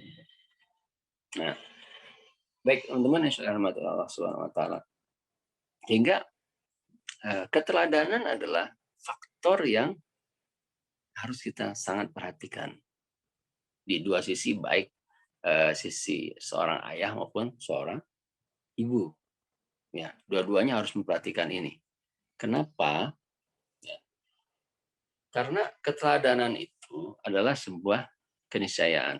Ya, sayangnya saya lupa tadi, saya buat 2 akun jadi supaya bisa masuk ke spelling tuh. Ada orang yang dipelihara dari kecil sama anjing, ya, dari usia 3 tahun itu sampai gerak-geriknya kayak anjing semua. Nah, tapi sekarang sudah normal lagi orangnya. Ya, jadi dia cuma bisa gonggong, nggak bisa ngomong. Cara minumnya kayak anjing, cara dia berjalan, dia nggak bisa berdiri jalannya 2 kaki, tapi ya jalannya kayak anjing gitu. Ya. Jadi kita itu sebuah keniscayaan di kita itu, fitrah insaniyah itu kita butuh contoh. Kita butuh contoh. Dan Allah Subhanahu wa taala mengetahui kebutuhan kita yang paling mendasar itu, sehingga Allah hadirkan contoh terbaik. Contoh terbaik. Allah berikan manusia terbaik. Ya. Dan terbaik dalam apa? Dalam akhlak. Dalam akhlak. Ya. Terbaik dalam akhlak. Ini yang dibutuhkan. Bahkan Allah memuji. Ya. Allah memuji bagaimana Rasulullah. Sampai Allah katakan, wa innaka la'ala khuluqin azim. Dan di dalam diri engkau Muhammad sungguhnya ada akhlak yang mulia. Al-azim itu udah mentok. Jadi nggak ada lagi yang lebih tinggi dari itu. Udah mentok dia. Ya, ada harus mentok di sini. Al-azim itu begitu. Ya, jadi boleh jadi ada orang dan akhlak baik dari mulai Nabi Adam sampai nanti hari kiamat, tapi tidak ada orang yang akhlaknya bisa menyamai akhlaknya Rasul. Wa innaka la'ala khuluqin azim. Dan rasa sayang Allah Subhanahu wa taala kepada kita itu Allah hadirkan, ya, untuk kebutuhan paling dasar buat kita supaya kita bisa beraktivitas dengan benar, ya. di hadapan Allah, maka dihadirkanlah Rasulullah Muhammad Sallallahu Alaihi Wasallam. Dihadirkan contoh yang sangat luar biasa mulia, manusia terbaik. Wa innaka la'ala khuluqin adzim. Nah, sehingga nanti kalau kita lihat ayat tentang ittiba itu, munculnya di surah yang membahas tentang keluarga Imran. Ya, ayat tentang ittiba itu munculnya ya di surah dalam Al-Quran yang membahas tentang keluarga Imran. Ya, jadi Imran ini keluarga pilihan.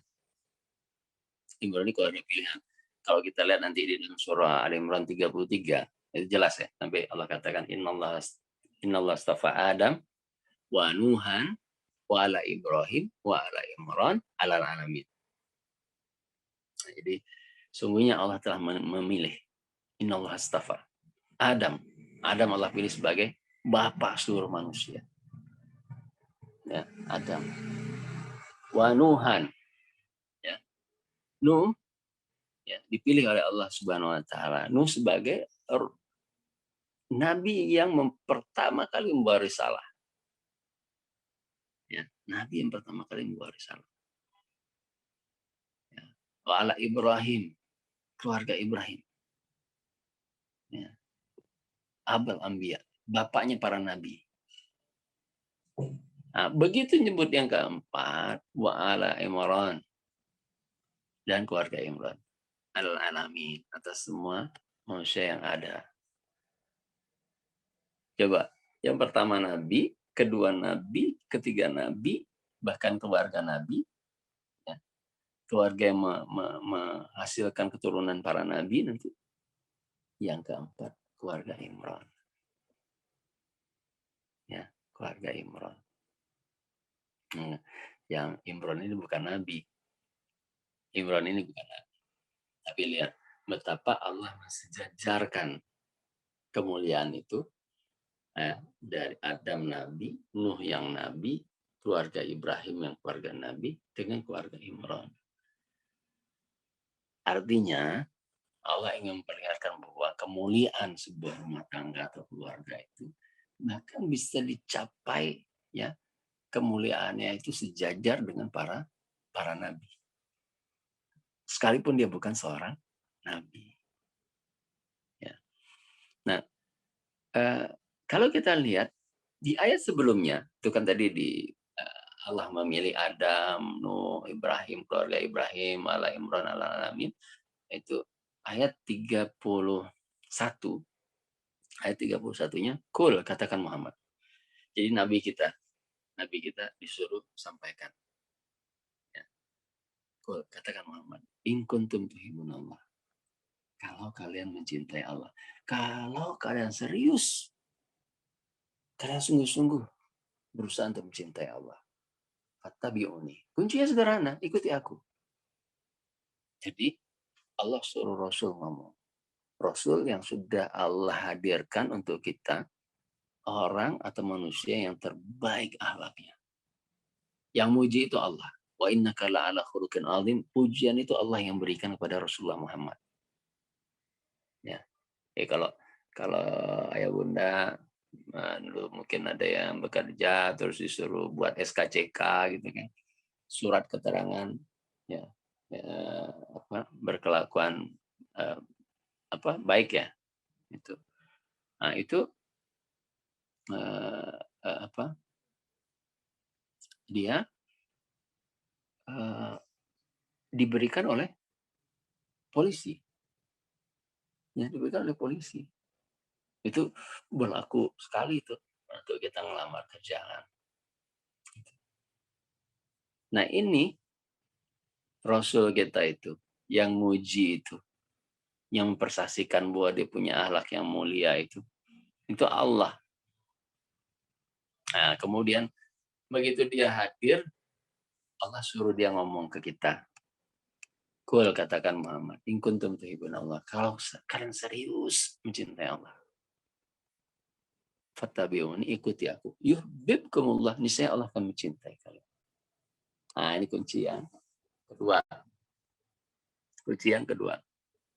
Ya. Jadi kita ini orang tua, ya, harus banyak belajar tentang Rasulullah. Seperti apa sih Rasulullah? Ya, kita harus tahu day by day Rasulullah itu kayak apa. Ya, jadi masa kita kalah sama dua tokoh India itu Mahatma Gandhi. Ya. Jadi kalau teman-teman pernah baca tokoh India Mahatma Gandhi itu, dia itu baca sirahnya Nabi itu sampai selesai. Ya, makanya nanti dia dijuluki pejuang tanpa kekerasan. Dari mana inspirasinya? Dari sirah Nabi itu yang dia baca.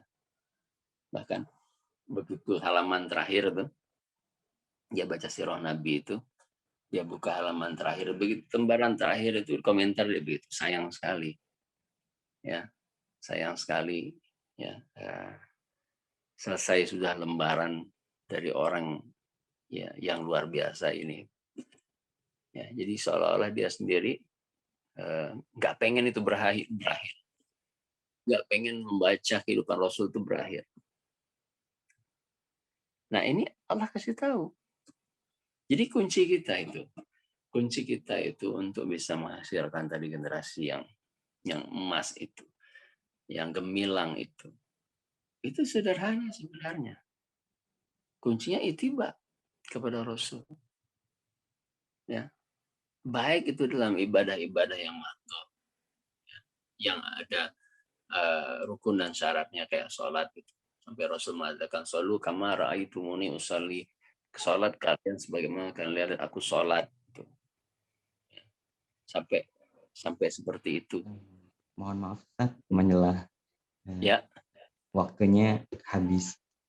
Oh, waktunya habis ya. Saya selesaikan sedikit ya. Jadi ada yang nggak rumah tuh.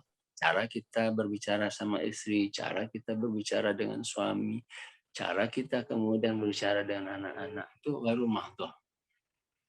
Ya, tapi semuanya itu jadi akumulasi untuk kita hadir sebagai sosok takwa.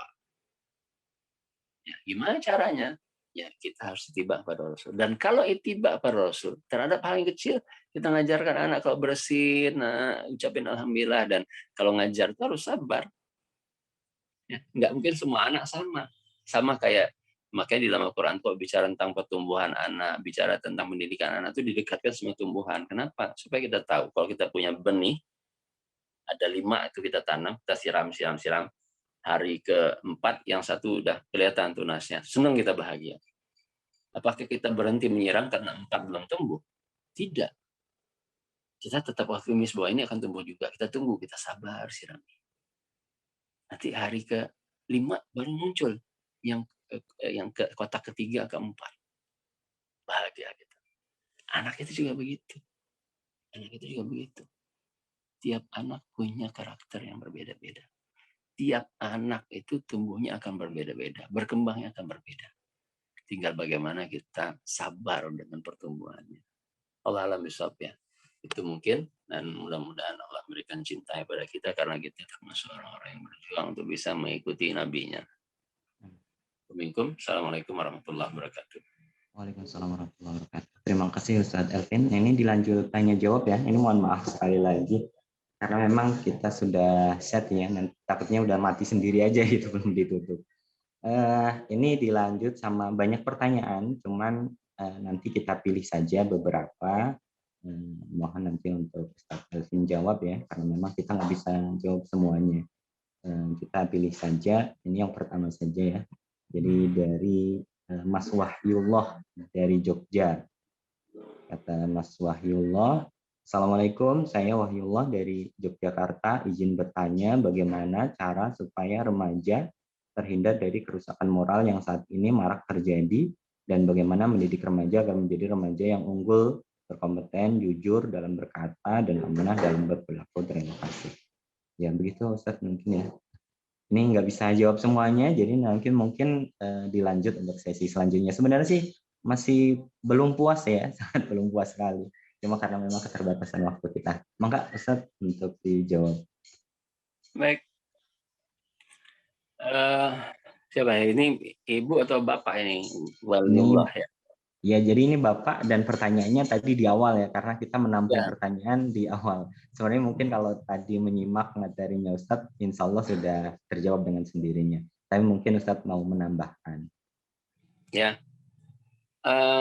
Jadi begini, Islam dahsyat dan luar biasa. Islam itu ya, ketika dia hadir, maka dia adalah sumber ya pendidikannya adalah kurikulumnya itu Quran ya, dan begitu kemudian Quran itu hadir dibawa oleh seorang manusia mulia ya Rasulullah Muhammad SAW, kemudian dia menjadi model pendidikan dengan multi usia ya, multi kondisi sosial, strata sosial ya. Jadi dia tidak mengenal tadi, tinggal nanti yang terjadi adalah bahasa yang digunakan.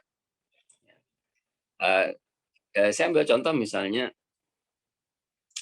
seorang Sa'ad bin Abi Waqqas masuk Islam itu di usia sekitar 15-16 tahun. Orang seperti Abu Bakar As-Siddiq itu masuk Islam di usia 37 tahun. Orang seperti Utsman bin Affan masuk Islam di usia 33 tahun. Orang seperti Umar bin Khattab masuk Islam di usia 27 tahun. Orang seperti Ali bin Abi Thalib, satu riwayat mengatakan bahwa dia masuk Islam 8 tahun, riwayat yang mengatakan 10 tahun. Saya cuma ingin memberikan gambaran begini. Sebenarnya ya, di usia berapapun, ini orang baru masuk Islam ya, baru masuk Islam. Artinya yang satu Ali dalam usia kanak-kanak dia masuk Islam. Seorang Sa'ad bin Abi Waqqas masuknya waktu dia ABG. Ya, seorang Umar, Utsman, Abdurrahman bin Auf, Abu Bakar itu sudah semua orang-orang dewasa. Ya. Jadi itu semua sumbernya, kurikulumnya ada di Quran. Kurikulumnya Quran. Nah, yang jadi problem hari ini adalah bahwa kita tidak punya kurikulum itu dalam proses mendidik mereka. Itu masalahnya. Ya. Jadi kita tidak punya kurikulum. Berhadapan sama anak-anak 0 sampai 5 tahun kita nggak punya kurikulum. Padahal kurikulum itu ada. Ya, kita nggak pakai kurikulumnya. Ya. Nah, kemudian nanti masuk mendidik anak sampai usia 10 tahun, 12 tahun misalnya, menjelang di akhir usia mumayiznya dia misalnya. Kita nggak punya. Begitu dia masuk balik, kita nggak punya. Yang Bapak tanya tadi adalah ketika anak usianya balik. Gitu. Nah, kuncinya, saya kasih tahu satu saja kuncinya ya. Jadi kalau kurikulum, dia akan sama. Kuncinya nanti adalah bagaimana cara kita menyampaikan. Makanya saya sering sekali menyebutkan satu metode yang diberikan oleh Ibrahim, diajarkan oleh Ibrahim alaihissalam kepada kita. Yang metodenya fanzur mazatara. Ya, jadi Nabi Ibrahim alaihissalam itu ketika anaknya Ismail mulai bisa membantu, sudah mulai dewasa, mulai bisa membantu dirinya, ya sudah mulai balik dia, maka dia tidak lagi berbicara kepada Ismail itu dengan kalimat perintah, tapi discuss, dia diskusi. Ya, padahal dia nabi, artinya gini, posisinya dia seorang ayah sekaligus dia nabi. Nabi itu kan bisa begini, ini kamu harus begini karena perintah ini dari Allah, wajib kamu ikuti. Ya, tapi begitu dia diperintahkan oleh Allah untuk menyembelih anaknya itu, maka di bahasa dia begini, ini arafil manam, sungguhnya aku melihat dalam mimpiku, ani adbahuka, aku menyembelih engkau, fanzur madzatara, apa pendapatmu? Coba lihat ya. Jadi padahal ini kalimat, ini diskusi kan. Pendapat kamu apa? Si anak soleh ini tahu bahwa mimpi seorang ayah yang nabi ini adalah perintah dari Allah dan wajib untuk dilaksanakan. Tapi Ibrahim tidak mengatakan bahwa Ismail, aku dapat perintah dari Allah, kamu wajib untuk menyembelih engkau. Padahal dia nabi, dia ayah, sah-sah saja. Nah, kita suka memakai kalimat begini walaupun anak-anak yang ABG. Kita nggak coba berbicara sama dia dengan bahasa kasih sayang. Anaknya juga nanti menjawabnya dengan bahasa kasih sayang. Ya batif alma tu'mar satajiduni insyaallah minas sabirin. Ya ayahku sayang, lakukan apa yang Allah perintahkan. Aku akan masuk dalam kelompok orang-orang yang sabar. Discuss. Ya, jadi ini yang banyak hilang. Kadang-kadang kita lupa anak kita sudah besar. Sehingga kita masih menggunakan bahasa yang hitam putih, bahasa perintah, bahasa top down, masih begitu. Padahal mestinya kita harus lakukan ada diskusi sama dia. Allah alam bisawab, mungkin itu.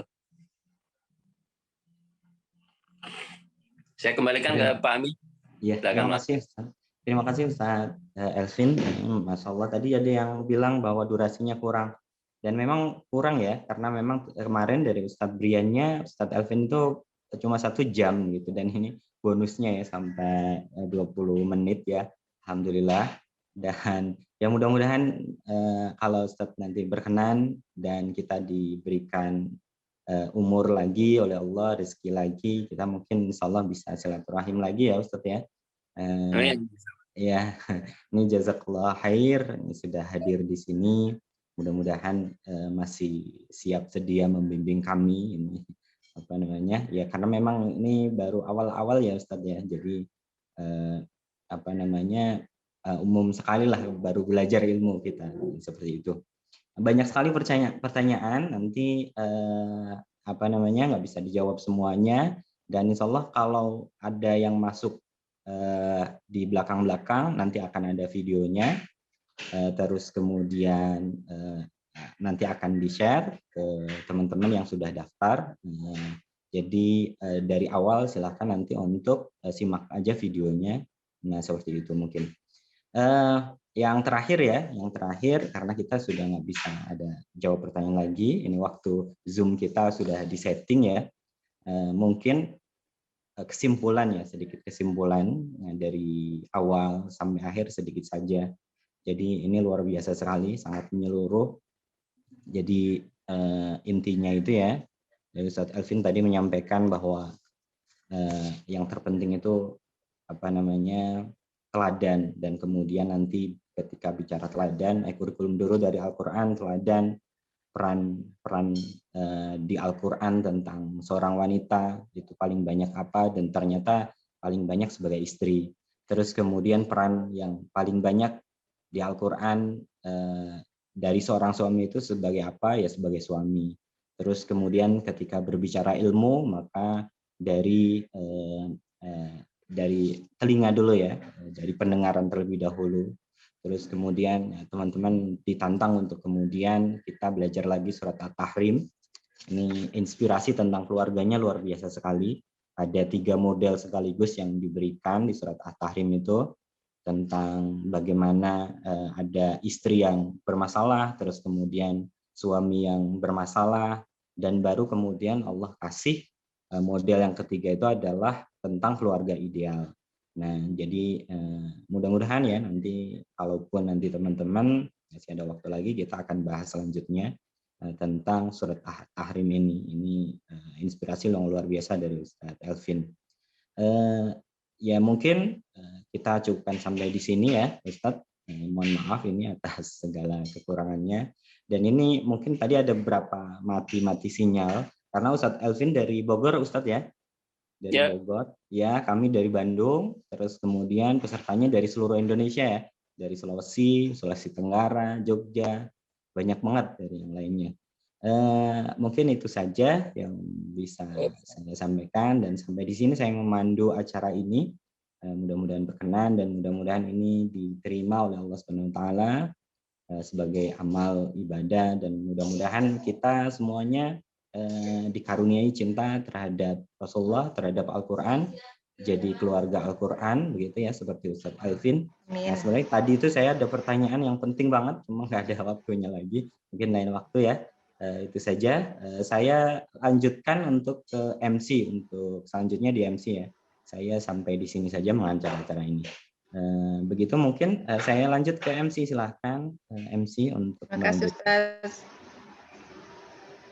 Terima kasih Ustadz. Silakan pada ya Bunda jika ingin mengucapkan terima kasih kepada Ustadz sudah memberikan ilmunya. 3 menit ya sebagai apa ya adab ya dari murid kepada guru. Ya 3 menit. Terima kasih Ustadz. Ya. Alvin Sofita Baik. dari Aceh. Masya Allah. Barakallahu fikum. Syukran Ustaz. Ya tadi ditunggu Ustadz ya materi selanjutnya. Ini belum beres kayaknya masih gantung. Masih kayaknya banyak banget ya apa tadi tuh kayak masih di permukaan gitu ya. Jadi insya Allah mudah-mudahan ada rezeki lagi kalau diundang bisa menyempatkan ya Ustadz, insya Allah. Tuh pada ditunggu untuk undang lanjutan Ustadz. Nah.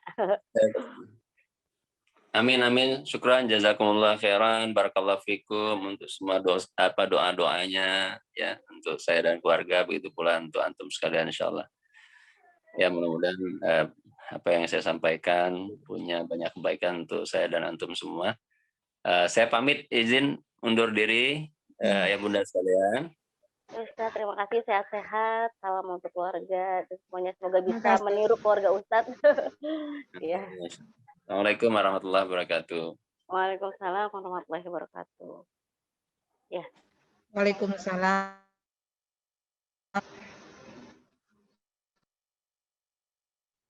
Iya. Alhamdulillah materi utama telah kita ikuti bersama.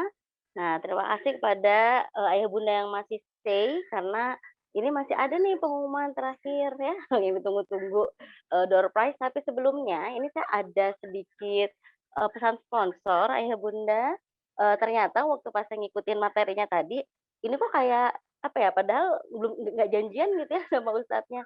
Ini kayak sinkron gitu ya dengan apa yang ingin pesan sponsor yang ingin disampaikan dari Golden Youth Store. Sebelumnya saya serahkan dulu pada Kang Moderator. Kok Kang Moderator? Ini untuk video. Ya, jadi di bulan Ramadan ini Golden Youth Store ingin memberikan yang terbaik untuk ayah bunda gitu ya. Ternyata saya ikutin gitu ya materinya loh. Kok ini sama dengan penawaran yang Golden Youth Store berikan untuk ayah bunda apa itu ya. Videonya kalau udah bisa, oke kita simak dulu videonya bareng-bareng ya, ayah bunda. Jangan dulu live. Nanti kalau live nanti akan ada ketinggalan info. Sebentar. Oke, silahkan. Mana videonya? Nah. اللي تدور للسعادة عناوين تدري وش اللي يسعدك في حياتك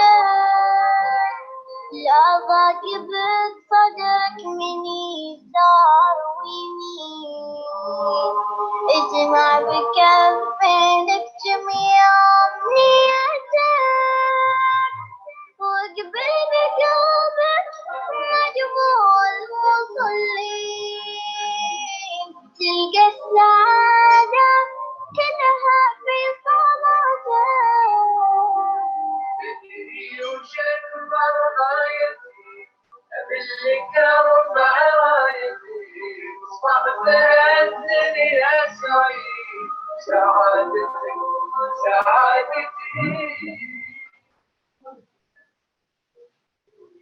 Oke, terima kasih. Nah, jadi ini yang tadi saya bilang relate gitu ya dengan apa yang disampaikan oleh Ustadz, apa yang kita lakukan itu berdasarkan ilmu atau pengalaman gitu ya. Jadi ternyata selama kita menjalankan tidak dengan ilmu, maka itu dengan pengalaman gitu. Dan bulan ini Golden Youth Tour di acara khusus untuk webinar hari ini teman-teman Bunda, Ayah. Jadi ada penawaran khusus bagi ayah bunda yang ingin memesan paket yang tadi baru ya videonya. Ini adalah satu paket pembina keluarga. Nah, ini benar-benar dari awal banget. Kelihatan nggak ya ini bukunya? Sebentar. Aduh, saya harus matiin dulu screen share-nya ya, bentar-bentar. Jadi apa? Ini bentuknya. Nah ini kelihatan nggak ya? Ini jadi paket tadi kemana ini awal mula dari perjalanan pernikahan kita mau dibawa kemana gitu ya. Terus ini ada 10 jurus mengasuh anak ya. Jadi ini ada 6 buku, satu paket itu 6 buku. Golden Youth Tour itu katanya dia memberi penawaran untuk ayah bunda yang mengikuti webinar hari ini. Sebentar. Ini kelihatan nggak? Oh, bentar ya. Nah, ini ada yang tadi tentang remaja, ayah bunda bisa mungkin ilmunya di sini ya, anakmu sudah remaja gitu ya. Lalu buat anak membuat anak contoh membaca, lalu di sini ada yang terakhir 10 proses promotika anak dan solusinya. Nah, ini satu paket biasanya sama Golden Youth Tour itu dijualnya 250.000, tapi untuk hari ini Golden Youth Tour memberikan penawaran kepada ayah bunda hanya 199. Itu udah dapat 6 buku dan ini apa ya, menurut saya sih dengan tadi yang disampaikan sama Ustadz Elvin ya Allah gitu ya, benar-benar harus punya gitu acuan kita dan menurut itu seperti apa. Nah, penulisnya ini tadi yang seperti ayah bunda lihat di video ya, ini beliau adalah Abdul Karim bin Muhammad Al Hasan Bakar, merupakan pengajar serta penulis populer yang berupaya menunjukkan gagasan fundamental dan up to date gitu ya di sini nih. Nah 199 tapi ini hanya tersedia 25 paket aja, jadi nggak bisa semuanya dapat kalau mau ya. Jadi hanya untuk 25 ayah bunda yang mau memesan pada hari ini ya di 199. Nanti bisa ayah bunda menghubungi nomor admin dari Golden Youth Tour gitu ya, atau nanti akan kita berikan kode mungkinnya untuk ayah bunda yang mengikuti webinar hari ini gitu. Jadi ini paketnya ini penawaran khusus ya dari Golden Youth Tour. Tadinya sih saya bingung tadi, aduh nanti gimana gitu ya pas menawarkan ternyata relate banget sama Ustadz Elvin tadi menjelaskannya bahwa menjadi seorang orang tua gitu ya, kalau misalnya dia bergeraknya nggak dengan ilmu, ya berarti dengan pengalaman gitu. Pertanyaannya, pengalaman yang kita dapatkan itu udah sesuai dengan ilmu Allah apa enggak gitu kan ya. Nah, alhamdulillah ini Golden Doctor menyediakan produk untuk menuju ke arah sana yang insya Allah apa ya, ini sudah sesuai dengan Al-Quran dan Allah ya. Lalu terakhir ini ada pengumuman apa namanya pemenang door prize ya. Saya serahkan dulu kepada moderator mungkin nggak ada. Oh, saya pilih ya. Saya pilih namanya apanya? Kategorinya. Oh iya, ini door prize-nya yang ayah bunda akan dapat ya. Nah, ini buat ayah bunda juga bisa, buat ayah ya, nggak buat bunda.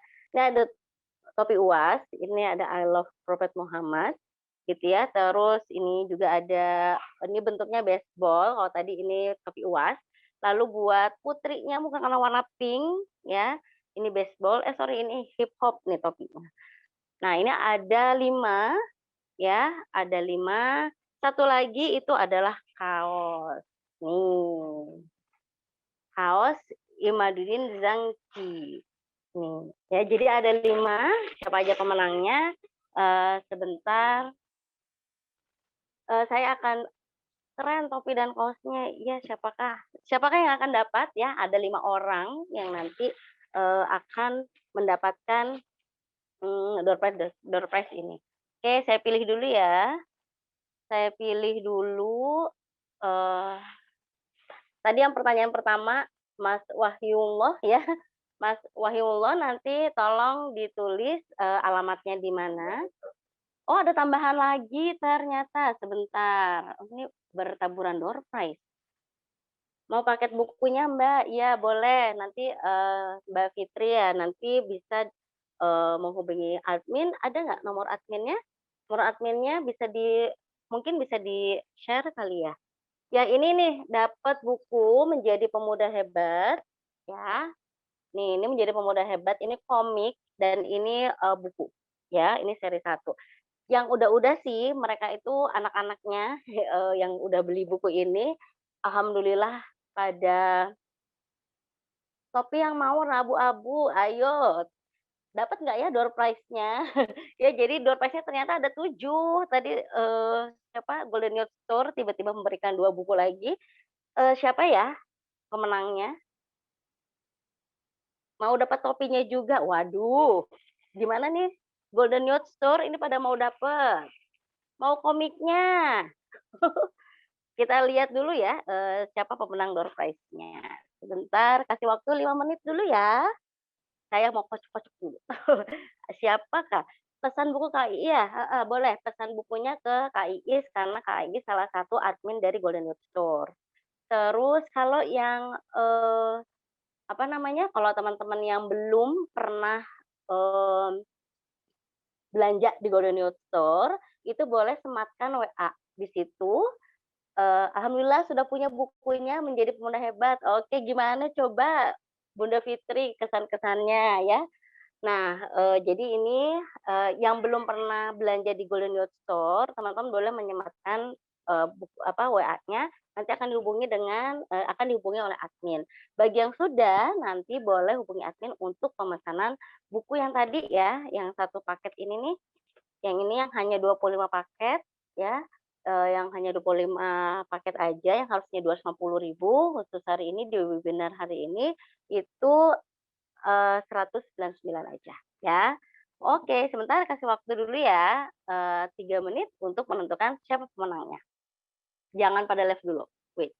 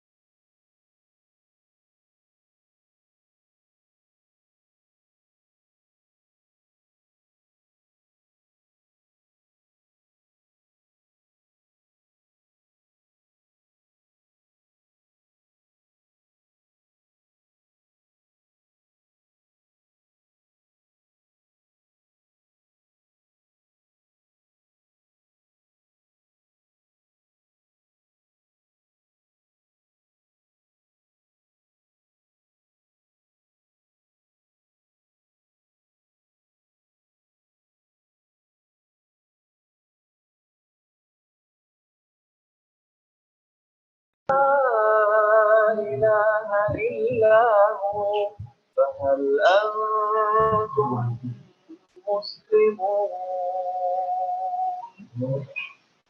من كان يريد الحياة الدنيا وزينتها نوفي إليهم أعمالهم فيها وهم فيها لا يبخسون أولئك الذين ليس لهم في الآخرة إلا النار وحبط ما صنعوا فيها وباطل ما كانوا يعملون أفمن كان على بينة من ربه ويتلوه شاهد منه ومن قبله كتاب موسى إماما ورحمة أولئك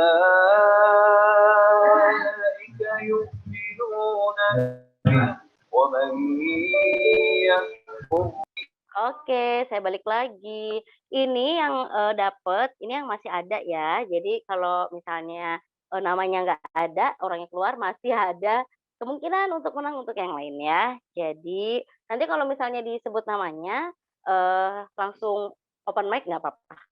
Komik itu jeng-jeng. Siapakah yang dapat komik? Oh, nanti minta alamatnya ya. Ini adalah Mbak Puput. Ada nggak Mbak Puput? Mbak Puput? Mbak Puput, open mic. Kalau ada, kalau hadir. Mbak Puput, Mbak Puput, Mbak Puput. Hadir. Hadir, udah ada tuh. Mbak Puput dapet komik Menjadi Pemuda Hebat. Ya. Terima Nanti kasih. minta alamatnya. Terus yang kedua, jeng jeng jeng jeng, topi UAS. Mana topi UASnya? Nah ini warna abu, ya ini adalah ya warna pink. Pak Wahyullah, ada orangnya? Iya ada Dapat? Mbak. Ada, oke. Iya. Minta alamatnya nanti ya. Iya terima Terus, kasih. ya sama-sama. Topi pink. Nah, mudah-mudahan ini anaknya ada yang perempuan ya. Ini topi pink, I love my Prophet Muhammad.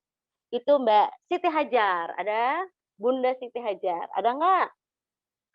Ayo open mic. Ada. Kalau nggak, oh ada, Ada. langsung. Siap-siap. Bunda dapat yang warna pink ya. Punya Ya. anak perempuan kan? Punya 3, berubah Oh semua. 3. Waduh, nanti dibagi-bagi aja kali ya. Bagi-bagi Terima kasih. ininya nanti.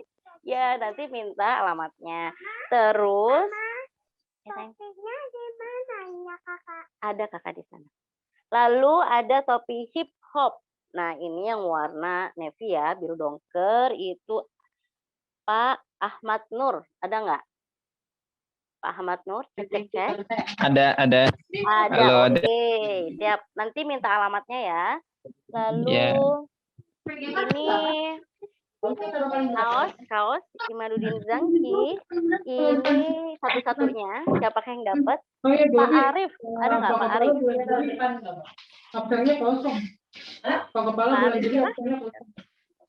Arif Cahyanto. Hadir. Cahyanto. Oh, hadir. Pak Arif dapat ini ya. Ini bisa buat anaknya. Mudah-mudahan ada anak remaja ini ya, pria. Oke. Lalu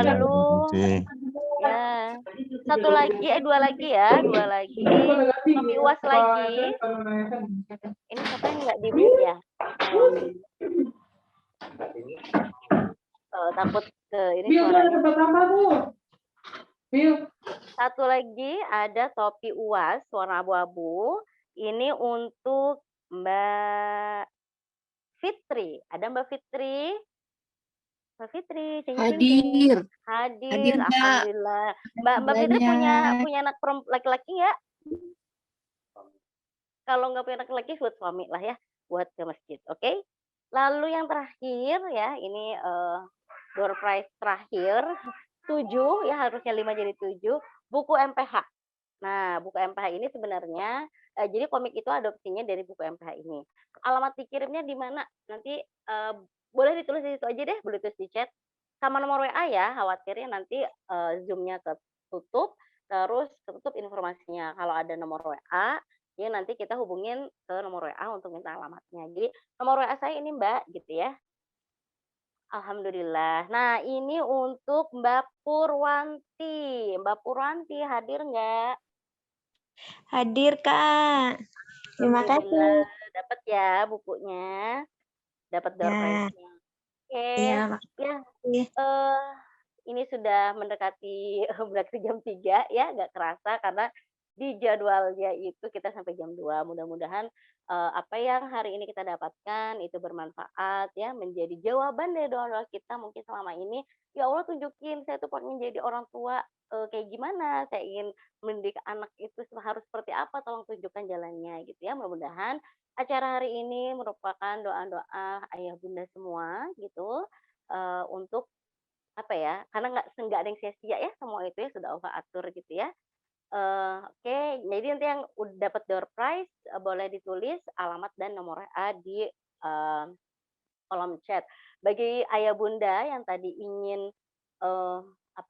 berumah tangga dan menjalankan kehidupan ini dengan ilmu, silahkan masih ada 25 paket buku SMKI ya. nanti bisa hubungi admin gitu ya, atau boleh dicantumkan nomor WA di chat.